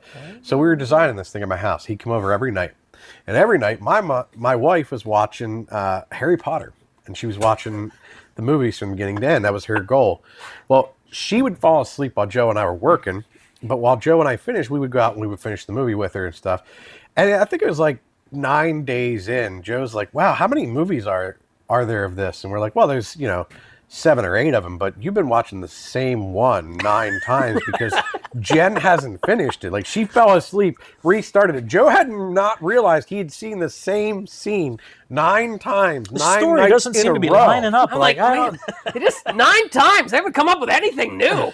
It seems like the same thing. I He's like, this is a hell of an intro for Harry Potter. This reminds me a lot of my school experience. Just the same thing over and over again. Yeah, the kid never gets any older. This is magic. They filmed a lot. So, yeah. Well, I think we hit the paywall thing. Moving on. I don't know. You guys, maybe what concert complaints was up next? Like maybe going into music concerts. Maybe Kenny could intro that one a little bit better than I can. I mean, I don't concert, so Well, the reason I brought it up at all was just Okay. to say that I've got an exciting new thing happening, which is not a complaint, but I'm about in May. I'm going to be taking Brittany to her first, what I would call, real concert. We're going to have ground floor level seats at, I guess, what is some football stadium out in Philadelphia, and we're going to see Metallica live. Are they splitting it up over 2 days? 2 days. Still? It's Okay. Friday and Sunday. It's part of the 72 Seasons tour, which, Nice. like, full credit to them. As someone who's been in a local band that doesn't have nearly the pressure that they do, right? That's a lot to ask of a band because they're doing 2 completely different sets both nights. You're not going to see the same song or hear the same song. And there's a night twice. in between, yeah. Right. So it's like, oh, I didn't hear the song I wanted the first day. There's a good chance you're going to hear it the second time, And I've seen Metallica before, and it was an amazing experience. Obviously, they're one of my favorite bands.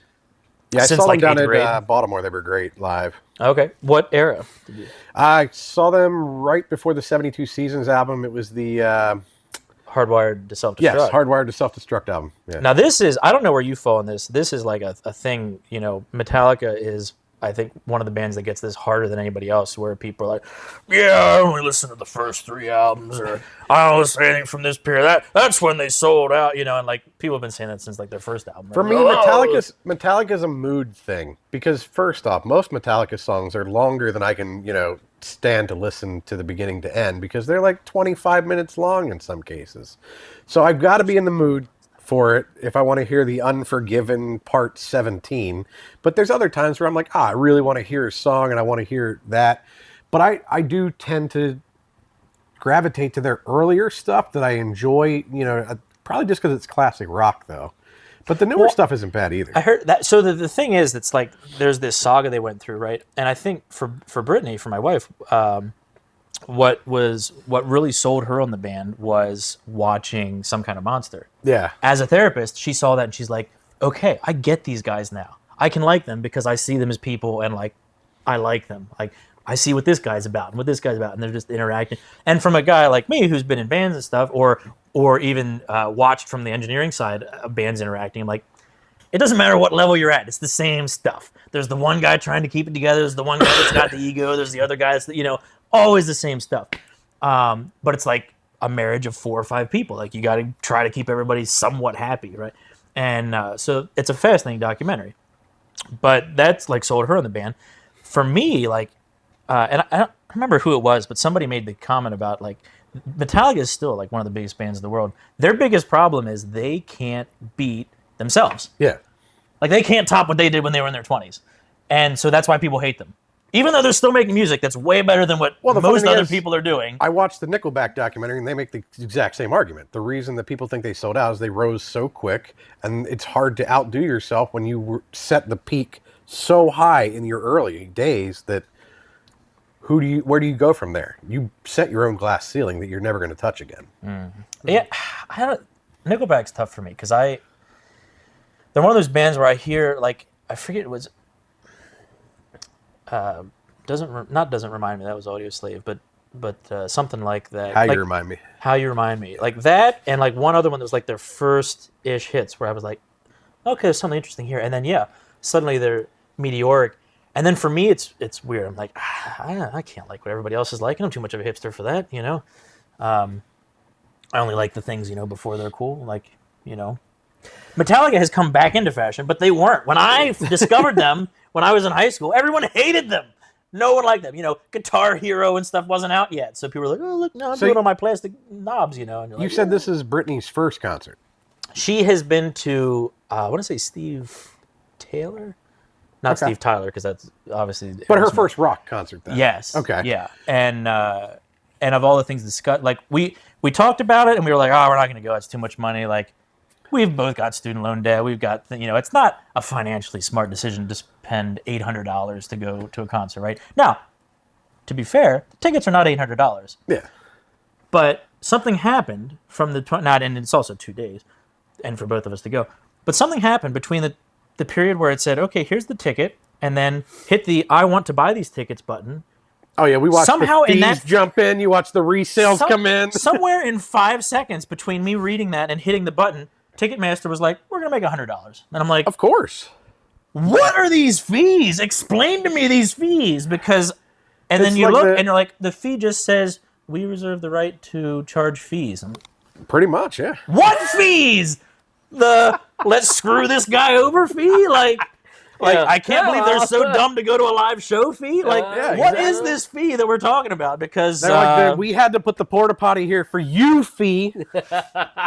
I don't know. So, how tall is your wife? Not tall. Okay, so here's she's my... one. You've never met Brittany. She's one. I've met her in person, but... She's 1 inch taller than she would be legally declared a midget, I think. Okay, so she's 4'12". 4'11" is dwarf. Yeah. So, yeah. The reason I ask is because when we say first concert experiences, so my concert experiences, I'm 5'4", so I'm rather short as it is. You are the average height of an American woman. Good. Me too. I got boobs too. We're good. Right? Got the tits to go with it. I'm never the buy tall me a one in drink. the group. This is so cool. Yeah, buy me a drink next time we go to the bar. But you said in this case you're sitting down at box seats, but typically most concerts I go to, we're on the floor. Like we're going to be where the people play football. So get there early, because if not, you're going to run into the same problem I do. You can't see a very fucking Tom, Dick, and Harry that's in front of you, because they're all the tall fucks go to the front. I don't know why. Like, I can see over you. Or you get that guy that's like the same height as you, and then he's gonna hold his phone up like the whole fucking time. And So you're this like, is really? another thing that changed, right? Like if you watch old concerts, obviously no one did that because there were no smartphones. But like, why do you do this? You go to a concert so that you can hold your phone. Like, Because it's a status How- symbol. I got to show everybody else I was here. how do you think? Like, you cannot be present to the music. And like, I mean, I played bass in a band. That's what I did, right? The whole point of the bass is it makes people move, right? So, like, that's what you want to be doing when you're at a live show, like moving, feeling the music. You know, you like dance music, right? You like electronic music, so it's like it's all about that. I do this. I'm not dancing. I just look stupid. Right. But that's what everyone does. Why does Really? everyone need to do this? That I is don't how it is. understand it. I mean, I don't go. No, so I've been and it's- listening to and the it's even moved- conversation because my question is why do you do these things? Like I can just turn on the radio, I can turn it up real loud, and I can close my eyes, and pretend like I'm there. But I would equate it to like a football game. Like when you go there, it's the there's thrill an of the energy experience. It's to the it. It's like energy, yeah. I watch the same football game online too, or on TV too. But like when you're there and you're cheering with that guy, you don't even know that guy next to you, but he's got the same jersey, and you high five when Well, they in your make a case, touchdown. you've never been to a concert, but you've been to comedy shows. You can go see a comedy show and watch the exact same comedy show later as it's filmed and find it funnier in person just because you were there. Yeah. And the energy and the thrill. And there's times like you go to a show and you're like, that song sounded really good there. And then you hear it in the album, you're like, that wasn't as good as I fucking thought it was going to be. Now that I would say is not typically my experience because I have typically said I'm the guy that prefers the studio album because I go, okay, when you're making the studio album, sky's the limit. If you want the album to sound like it was recorded on the moon, you can do that. Like you can do anything you want. It doesn't have to exist in reality. Physics don't matter, right? You go to a live show, you've got limitations, right? Okay, I can't afford to bring the whole orchestra on the show, so it's just going to be these four guys. Like there's all kinds of limitations, but there is an energy thing there, right? So like when you're at a football game and everyone's cheering or doing the wave or whatever, you have that. At a concert, especially a concert like Metallica or like Red Hot Chili Peppers, like bands that are like that top tier 1% status, the iceberg that everybody looks up at, oh, there it is. Everyone in the audience knows all the words to the song. So you hear, and you never get this on the album, you hear the entire audience singing along to the song, which is a completely encapsulating feeling. There's an epic moment on S&M 2 where Metallica recorded a live album with a symphony for the second time, and they did one of their like trademark songs from Reload, "The Memory Remains." And at the end of that, there's this like audience participation part where they're singing a part that the band can't do live because it was a special guest that came on to like sing that piece.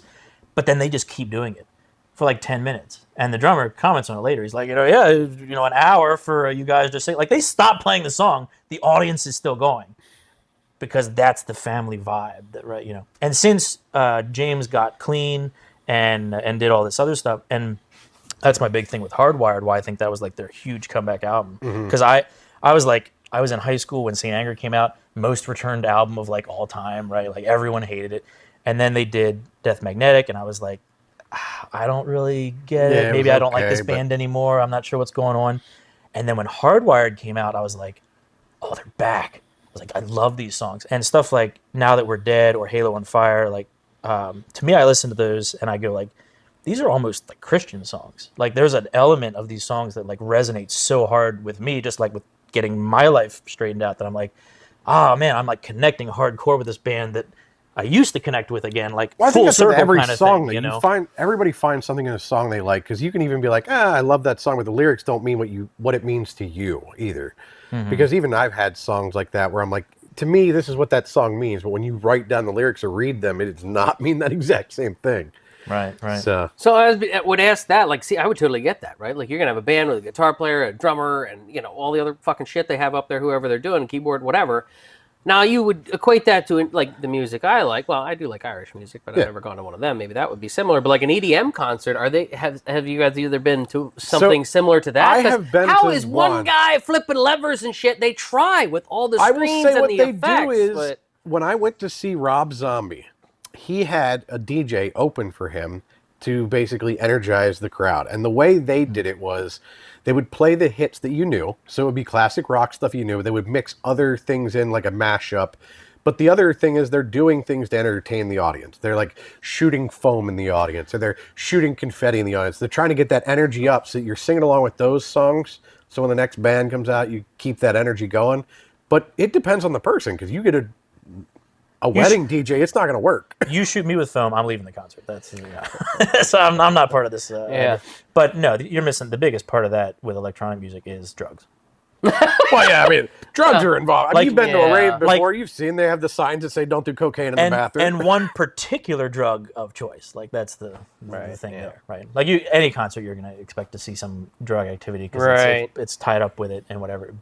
But yeah, with electronic music, there's one particular drug that makes everybody get involved and love each other. I expect you guys to complain about the people there, but not too much, other than being able to not be able to see over them. Most of the but you time- like being all sweaty in a fucking group of people just standing there? I don't, but I understand that when I bought the ticket, I signed up for that. But I will say what I don't like is, besides people standing in front of me, the people that are going to spill beer all over me all night long.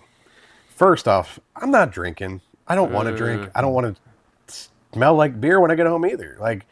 But I've had beers spilled on me all the time because instead of those people holding their phones, they're carrying their 14 beers back to the other 4 people that didn't want to walk to the bar with them. And you think they'd be more cautious, right? Because like that little glass of beer costs like $20. Yeah, So it's $20 for one cup. because Literally liquid gold. because the shot of liquor is like 150, you know. So the inflation rates there a little outrageous, but. Yeah, you're walking back with at least a tax return's worth of shots and spilling it on me. Yeah. Yeah, that's not good.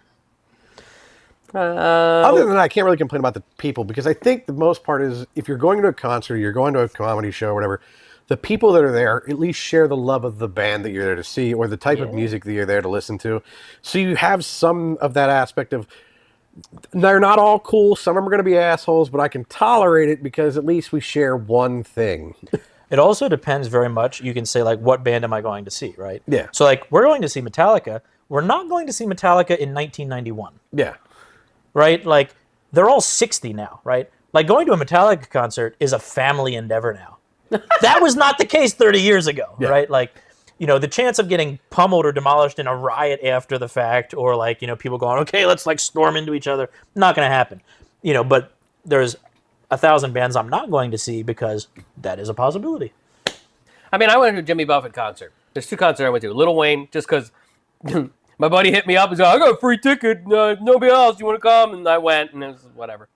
And then I went to Jimmy Buffett. Did he play guitar? Yeah, tons of times, yeah. And then Jimmy Buffett, and like the tailgating, holy shit, that was like being at a football game, but like, you know, everybody All drinking, weekend. like people had huge setups, like they go from concert to concert. Does that happen at normal concerts? It depends, because I have found concerts where you have either the tailgaters that are there to go into the show and they're pre-gaming, and you also have the ones that are only there to listen to the show from the parking lot because they don't want to buy the tickets to go in because they're going to have a better time in the car. Yeah. But it depends on the venue, too. Okay, because oh my God, it was in Pittsburgh. Tailgating was off the charts. Like, it was amazing. I had so much fun. I was smashed before we even got in there. Got in there?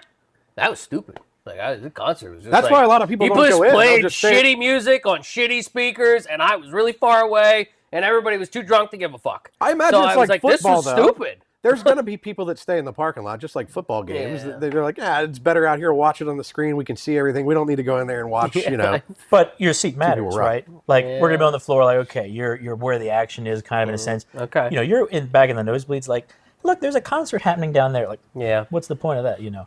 What the Am I in a group fucking text? This is going off 5 fucking times. Mine is not going off, so you are not in a group text. with My me. phone went off, and I was confused because no one ever talks to me. Mine has not gone off, so There's it a is not our group text. I was hoping that was. It's not. A fucking group text. I'm like, we're right here. What are they? The other ones? Talk to yourselves. No, it's not. It is not our group text. It's Yeah. probably yours for the gym. Yeah. Well, we've made it to time. I don't know if we want to dive into anything else while we still have Jared, or bring him on another time. So here's the thing. So, Or if Jared, people want to hang out, I don't know. so Jared, you talked about They love the being new set so a much. Lyft driver, and we also talked about the fact you work for the mail company. I want to hear what is the worst experience you've ever had or the funniest experience you've ever had, either driving for Lyft or for the Postal Service? Oh, well, that's an interesting thing. My mind was immediately going somewhere, to wrap up the concert thing, it's not a complaint, but I was at the Orion Festival back in 2013, lost my phone. You ever imagine losing your phone at a concert? Like, well, that's the end of that. They had a lost and found, and I went up to it, and someone turned in my phone. Nice. Wow. And I got my phone back at a festival. Wow. Yeah. And that's all that needs to be said about that story. But I was just amazed. I was at Walmart one time, lost my car keys, and somebody turned them in. Yeah. I was like, they could have just gotten the car and just, I guess he would have found them eventually. But I was just surprised that somebody did it. Yeah. Like, we're at that level of society where we're like, there's no way. It's the merging. And then they it's do. the merging thing. You're like, I don't know if he's going to do And it or you're not. just- You expect nothing. You expect nothing. You get disappointed here. The things happen. And then all of a sudden, one day, That's a good thing. and you're like, wow. What? Yeah, it is. It just, it shocks the shit out of you. You're like, there was one good person left. Ride that high for like a week. It's like, And then somebody cuts you off. yeah, and you're like, right back into it. Get right back into the... It's good that wasn't open. That could have been a It is good. disaster there. I ran out of water like an hour ago. Yeah. It's a bad situation. Yeah, can't think of any But, funny postal but no, stories so, off the top of so your head. well, the thing that comes to mind immediately that tie into both of those is that we have a problem in our society where like we all intake things, and because we intake things, we have to like extract them. And when you're in a city, which is like where all the activity happens, like I live in the middle of nowhere, you live in the middle of nowhere. That's why you can't get any guests. But That's why I'm the only one that keeps returning. but if you are you're in a situation where like, oh, I want to give rides for a living, or I want to deliver people's mail, suddenly you're in a city. The deal with the post office is for like the first 6-ish months, I had to do all this inner city stuff because like that's the bottom of the barrel where you start out. Like there's certain routes nobody wants, so it's like, well, that's what's open, that's what you're going to do, and like you here and there every day, whatever. The And mail truck comes back just on rims. They took the tires. but when you're and I'll tell you, our union They president took the has- wrong shortcut with Rick. Our union president has horrible stories of like when she started, it was in Baltimore. So it's like she had people rocking her truck. Like her first day, she got like hit, like somebody rear-ended the truck basically and like into her legs. And I'm thinking like, well, that'd be the end of that job immediately. But no, she came back. Then her next story is like as soon as she comes back, they're like rocking the truck because they're going, oh, we need our whatever, our government check, for the month or whatever, all the people in certain particular kind of areas that she was having to work. But no, you're in the city and you have this situation where you're like, well, I'm working all day. I'm drinking because I'm walking 10, 12, 15 miles every day. I have to pee. Now, out in the middle of nowhere, oh, there's a Rutter's, there's a Sheetz, there's a Wendy's, whatever. There's like somewhere I can go to the bathroom. But when you're in a city, there's nowhere to go. There are no gas stations There are because you're in the places to city. go. They're not legal, but I walked down that alley and it smelled like piss. You can't even go. Like I had somebody one time. Like in York, there's like one McDonald's in the heart of the city, and I was like, well, this is the place I can go.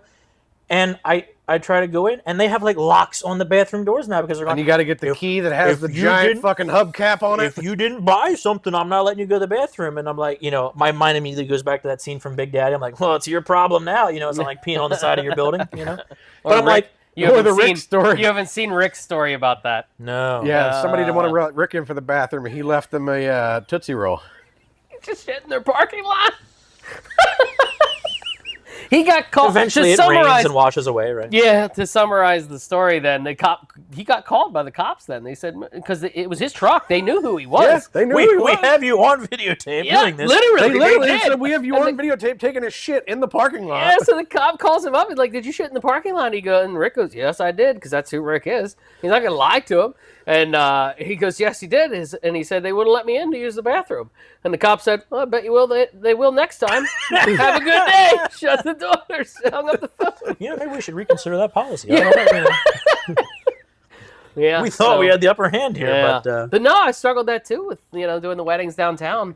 It's like, yeah, man. It's Right. like if you didn't do it, I mean, I like, why has no one considered that? Like, this is a need that needs to be fulfilled? We don't care enough about people to go, you know what? Well, I mean, we they- all do this, right? There's that famous book, Everybody Poops, right? Like, They have the need. I mean, they also have the wherewithal to do it. You just have to put a catheter in and wear a bag and carry it around with you all day, and then you can fucking toss it out well, at the end of the this night. is the point, right? Like, as a male, like, I have found solutions to work around this Yeah, problem. you can pee in a Right. bottle, you can But pee like, in a cup. as a woman, like, what do you do? Like, there are a lot of women that work for the post Catheter. office. What are they doing, right? Like, Depends. women that drive Lyft. What are they doing? You know? That, you know what? Let's back up one topic. You just said depends. Go ahead, 3 hours. Fuck it. The number one thing that should Yes! never Who's happen. got to edit it? Fuck it. I've been rooting for this all day. It ties in though, okay? So we were talking about the fact there's nowhere to pee in cities. Sometimes though, when you go to a concert, you don't want to pee because if you move, you're going to lose. You'll your never spot. come back. Yeah.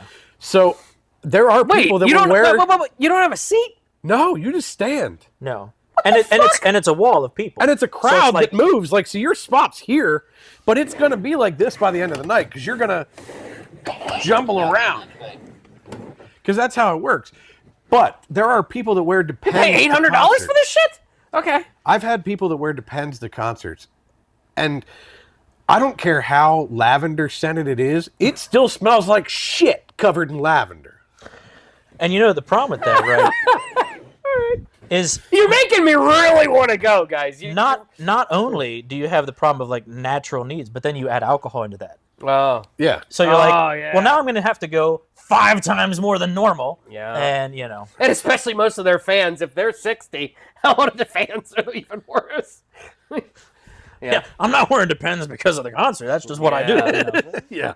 Um, Yeah, as they get older, do you have the couple that has the Depends on and they have an extra pair in their bag Yeah. to change into mid-concert? I mean, you're not going to get an argument. Well, back to the cities. Like, you're not going to get an argument for me. I hate cities. I don't understand it.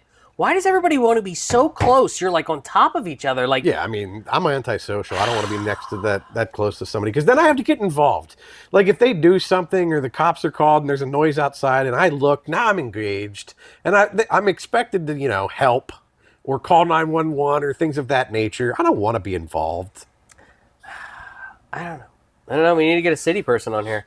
I've only ever had backwoods sticks people like us. Well, I think we need to get Fuzz on here. Somebody that actually, the He, I think what he likes is that, well, not from where he lives now, but Yeah. before when we were down, I mean, when we were 21, like we were walking distance to the bar. Yeah, No yeah. DUIs, right there. That makes sense. But like, I'm not, older doing that. You know what I mean? Like, you're close to everything is the only thing you can do. Like, people want to walk to where they want to go. I'm like, yeah, but everything else sucks. And you can walk, but you're walking through people's piss to fucking get there. Yeah. And like the old argument I thought was like, oh, but all this stuff's going on all the time. And that's not true. Like we lived in there's Florida, nothing going on. everything's shut down by 9. So I'm like, I can't do anything more than I could back home. Yeah, there's like, nothing going on. It is it's a misconception to think that there's a FOMO of something later going on at that night because there's nothing to miss out on. Everybody else went home too. And I lived there. And when I did, the grocery store was 5 blocks. Great! All this fucking shit now, because I didn't drive, I'm going to carry this shit because I didn't want to leave my fucking parking spot, similar to what you guys at the concert. Yeah, you I can had my relate. parking spot in front of my fucking house. I don't own it. But see, as soon as you leave, some other fuckface going to be right the fuck in there. So I'm carrying my 6 bags down the street like a dickhead. I there's- lasted 9 months and I was out of there. There's another element of the post office thing too, right? Where it's like, now it's not really a problem for me. There's like one street where I go, where am I going to go? But in the city, going, I have to park somewhere. Like, I got to deliver this mail. And here's the thing, like I'm making a loop. In the city, I don't want though, to park way down here and then walk way back here to start making my loop. In the like, city, I hate this, but the double parking is allowed. So you're just going to throw your flashers on and just stop in the middle of nowhere, and we're going to deal with it. And everybody just deals with it, and I Yeah. get it, but it's like, this is fucked up.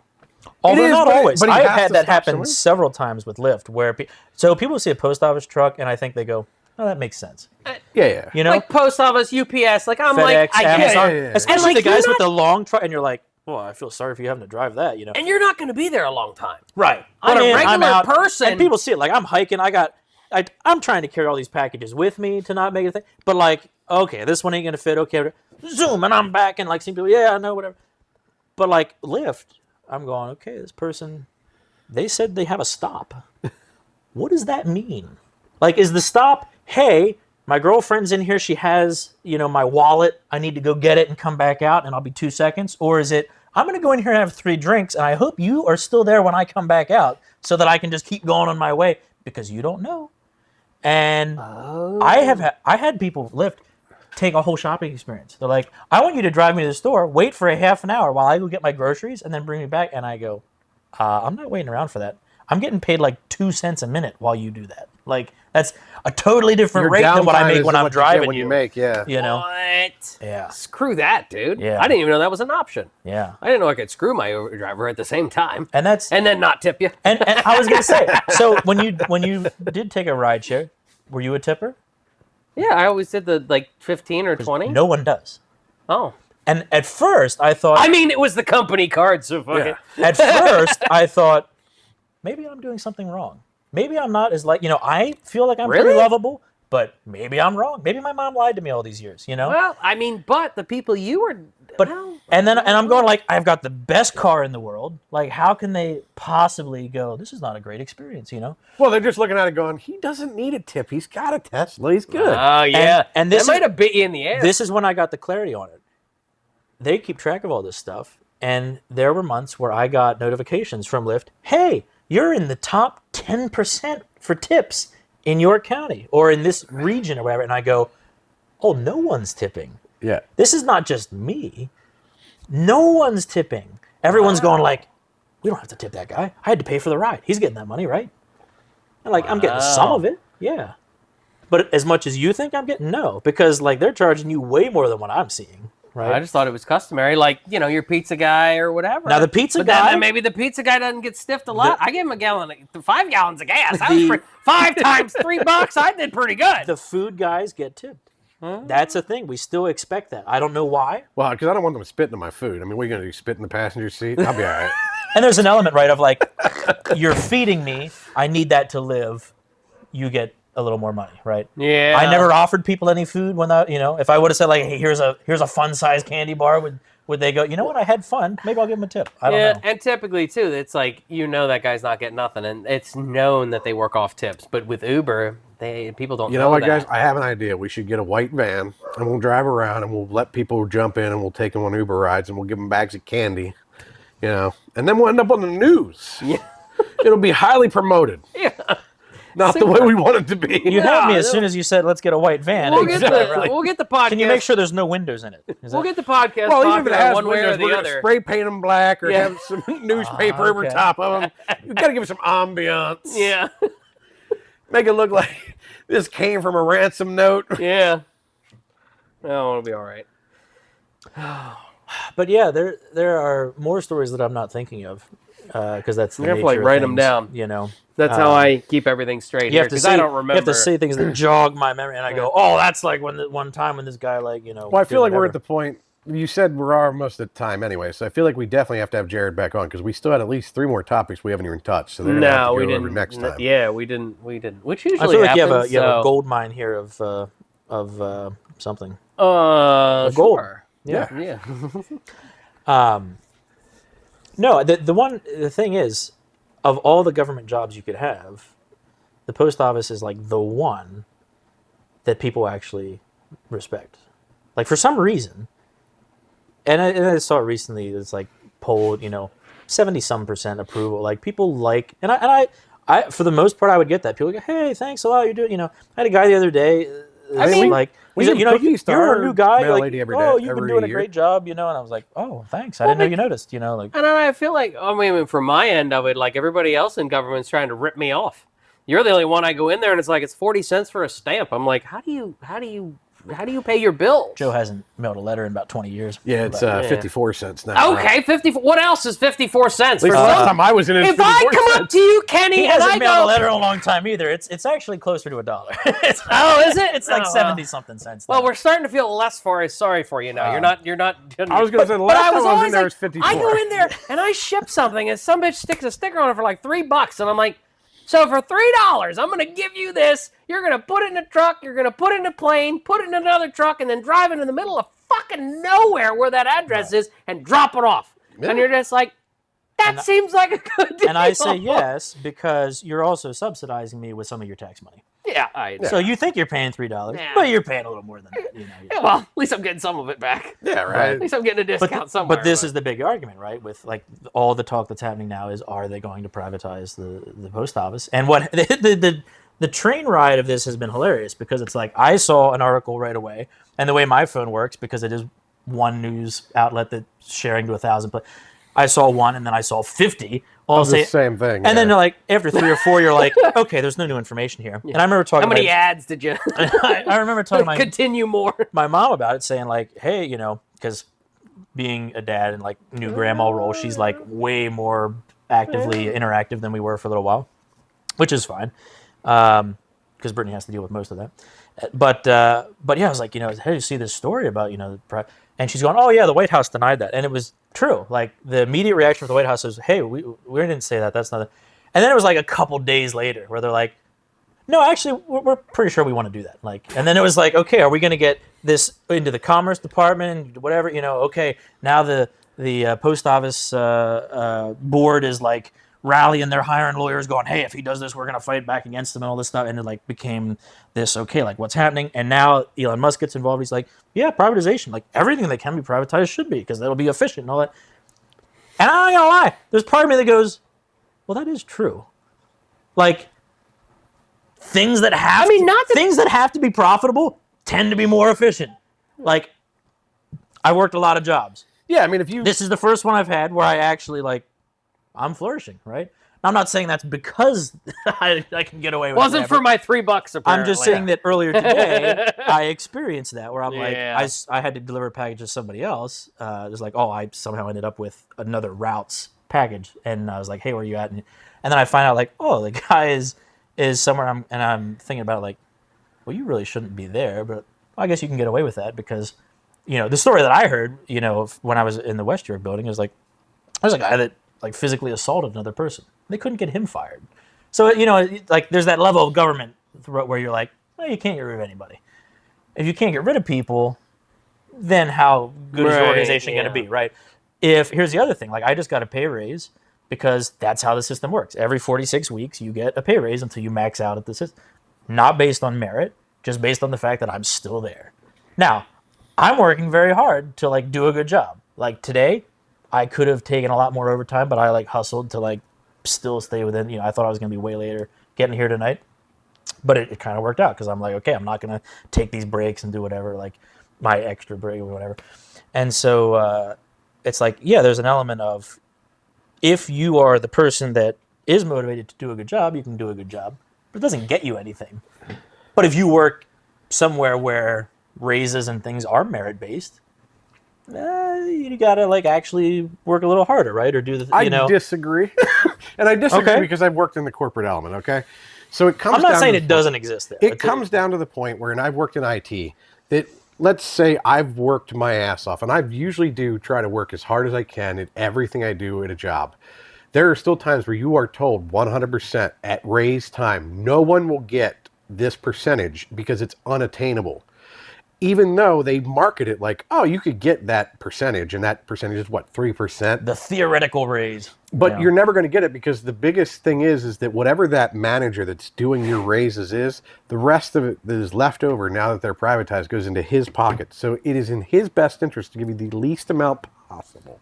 Right. And typically at companies like that, nobody cares what your review is. All they care is how much more money am I giving him, and will he stay, yes or no?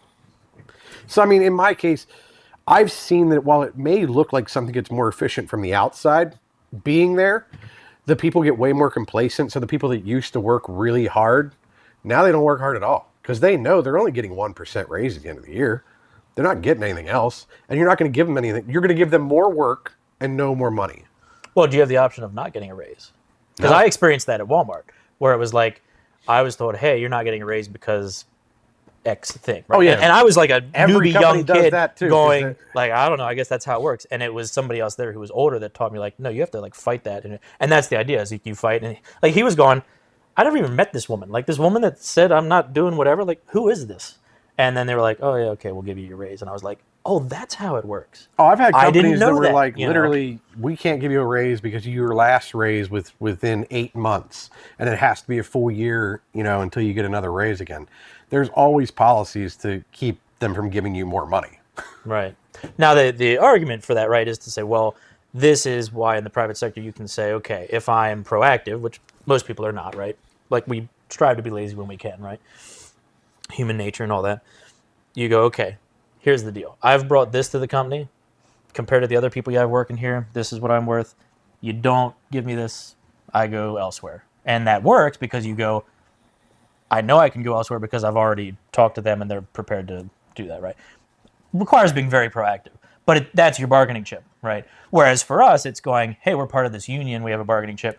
Here's the problem with that. The post office has no bargaining chip because we're not allowed to strike. Because you do get to the point where people have that attitude of, well, he already went and talked to them. I don't want him anymore. I don't care. Even if he was the best person I had, I'll take 3 non-good persons just to not have to prove him right that I needed him. And I've seen that numerous times because when they get to that level, they're so concerned about you taking their position as well that they're very apprehensive about giving you more than they need to because they want that control over you. I think it's a very specific question of, are you dealing with a good manager or a bad manager, right? Because a good manager says, hey, this person is an asset. Like, I want to bring up all the good people that we can have like the best thing going, right? And then a bad manager goes, no, I want control. I want to make sure that I'm taken care of and all that, But in my case, I've only found that the people that stay in management for any period of time that is long are bad managers. Because if they're good managers, they usually excel or aspire to be something else. Or they leave to another company where they are appreciated more. It's interesting.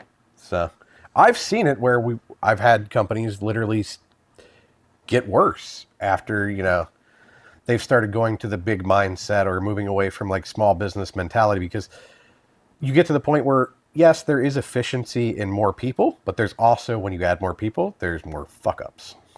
Well, there's I think a distinction there between small company moving to big company, which is a challenge. Yeah. And a challenge that a lot of companies don't transition to successfully, right? It's almost like in the same ballpark as that like third generation thing where it's like, okay, grandpa started the company. He like had the love, the passion, all this stuff. And by the time it gets to the grandkid, it's like, I inherited all this. I don't really have the same appreciation. Like, first generation immigrant versus like, okay, I've been living here. I'm kind of like used to all this stuff I have and I'm entitled now and all that. It's like when you have that passion and drive, you're like, okay, whatever it takes, I'll sleep on the floor to make it happen, Okay, that's great, but you have to keep that going somehow, right? Yeah. That I think is different, or can sometimes function differently than the idea of like government going to private, right? Something that, like, arguably there are no checks and balances on the post. Like, the post office has no need to make money because if it loses money, it just gets subsidized by the public, the citizens, right? And at some level, you go, maybe that's okay because we're getting our mail every day, and and all this stuff. But it's curious because it's like the dynamic has changed so much. Like, I've never been a union guy, but then I got in this job and I'm like, okay, now I'm part of a union. They represent you whether you pay their dues or not, And I have had situations where the union has absolutely come in and been helpful. And that was important, I think, for me to see, like, okay, this can work. But it's the same thing, like, again, a small business going big or whatever, where you go on that direct level, like my union president, who happens to be in the cubicle, like, right across from me, cares about the people that are there. Like, she's working hard trying to make all this stuff. But then there's people at, like, the top of that ladder that, like, they just care about, okay, am I getting what I need to get and all this stuff? Whatever, That's the sense that you get, right? And I look at it, when they brought me on, it was like, okay, here's this history of what the union has done, and like, it's supposed to rev you up. I'm like, oh yeah, and I'm reading through it, going, this is not very impressive. To me, it actually seems like the union sucks at everything, and it's only when like enough people rally together that the union goes, oh, I guess we have to do something about this, because they're like getting pretty upset, like. And then the ultimate thing was this 1970 deal where they're like, oh, okay, like, yeah, we got this deal in place. And what that deal essentially said, shrewd on Nixon's part, but like what the deal essentially said is you're no longer allowed to strike. So it's like the biggest bargaining chip a union has is you go, oh, well, we're not going to work. That's gone, right? So like the post office going private and no longer being under that umbrella of the federal government doesn't remove the union. It would actually empower the union in the sense that we'd be allowed to strike again. I don't know that people are thinking about this or really talking about it, but like that is the biggest positive that could happen, I think, out of this is going, okay, we have the ability to strike again, to go, hey, we're getting paid like 80% of what UPS and these other guys are making. Like, we're working harder than they are because we're doing stuff that they don't want to do. We're delivering the packages that Amazon goes, I'm not going to that guy's house. I'll just stick it on top of his trash can, you know? So, like, that's an interesting thing. Here's the downside to that. I don't know if that would be effective anymore. Well, How that upset would are be you my going to be if question. you don't get your mail? That'd be my You're question. going like, I'm though, paying right? all my stuff online. I don't need mail. I just need my packages. Exactly. If we don't mean, deliver back in Amazon's packages, then Amazon's just going to be forced to deliver them, Well, right? that's Yeah. the thing, right? So think about it this way. So like the U.S. Postal Service right now is like the cable TV subscription because they'll send anything you send through them as long as you give it to them. But if we get to the point where everything's privatized and Amazon has theirs and, you know, Home Depot has their specific service, and eventually you get to the point where there's going to be really quality services and there's going to be not quality services. At what point are we going to be like, I really wish I had one thing that just delivered every Yeah. fucking thing again? Right. Yeah. Because are we going to get to that point where we are now? Where we're like, you know, it's really cool that there is that one institution that doesn't have to worry about the money aspect. They can actually work to do things efficiently if they wanted to. Now, don't get me wrong. There, like we talked about, there are people that are always going to be the problem because people are the problem no matter where you're at. But is it better to say, I don't have to worry about the funds so we can do what we actually feel is right, if it is right? And there's other companies that are like, I just care about the bottom line, so I'm cutting all the corners I can to the point where that company then gets absorbed by the next one. And we get back to that point where FedEx becomes, or UPS or Laser Ship or whoever, becomes that one entity that ships again. I mean, if Idiocracy has this correct, it's going to be Carl's Jr. in the future. As humans, we strive for one option because it's easier on our brain. If I had one option, then I don't have to think about it. Oh, my life's easier. But it never works, right? Because if you only have one option, then that option sucks. Like unilaterally, if I only have one option, that option's going to be terrible. You never go, oh, I only have one option for whatever, and thank goodness it's amazing. Like, we kind of already live in this perfect scenario, right? Where you're like, if I want to pay $50 to ship my package, I can. I can go to FedEx and I can go. The question is, do you have more faith in FedEx or UPS or whoever getting your package wherever it needs to go than like the post office, right? Because you go, okay, if I mail this through the post office, I only have to pay $5. I put it in that little one-size-fits-all bag. If it fits in there, great. This can go anywhere in the country for the same rate. Wonderful.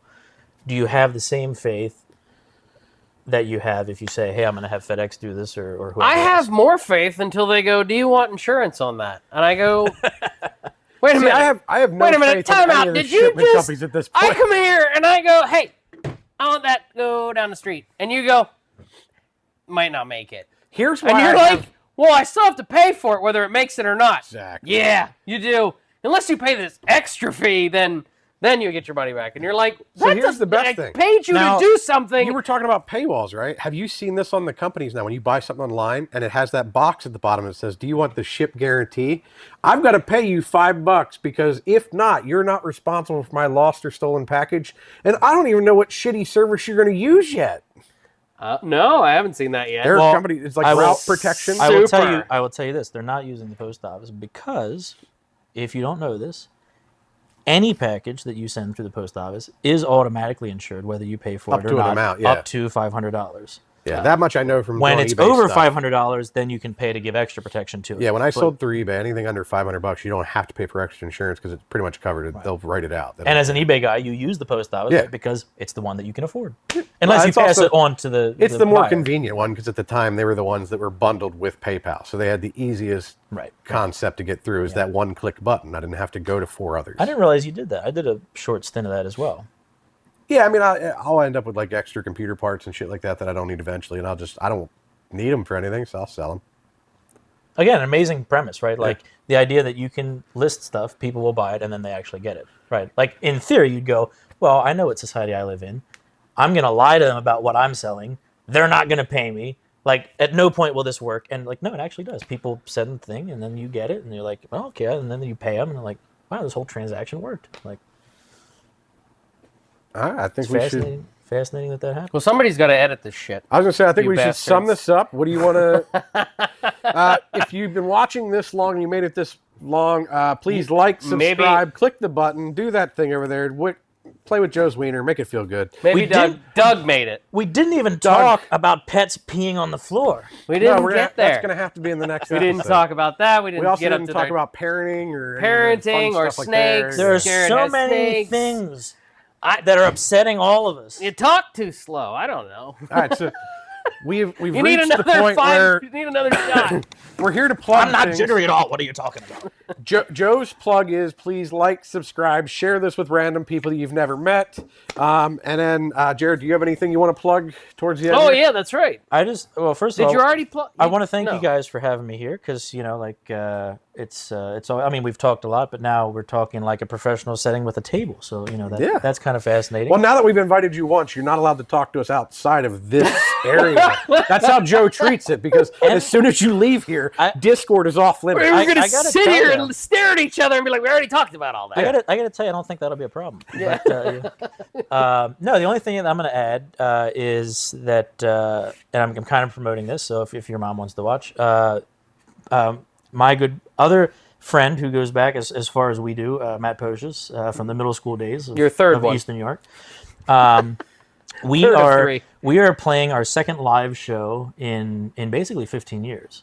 So the fun part of this is, in 2009, I, as you know, was going through a what became like a decade-long fiasco of like soul searching, but him and I played this live show in Red Lion, and that got me hooked into Randy Hake and the Guitar Shop and his son, who I ended up having a band with, and just a whole plethora of things came out of that one experience, and it was really kind of amazing.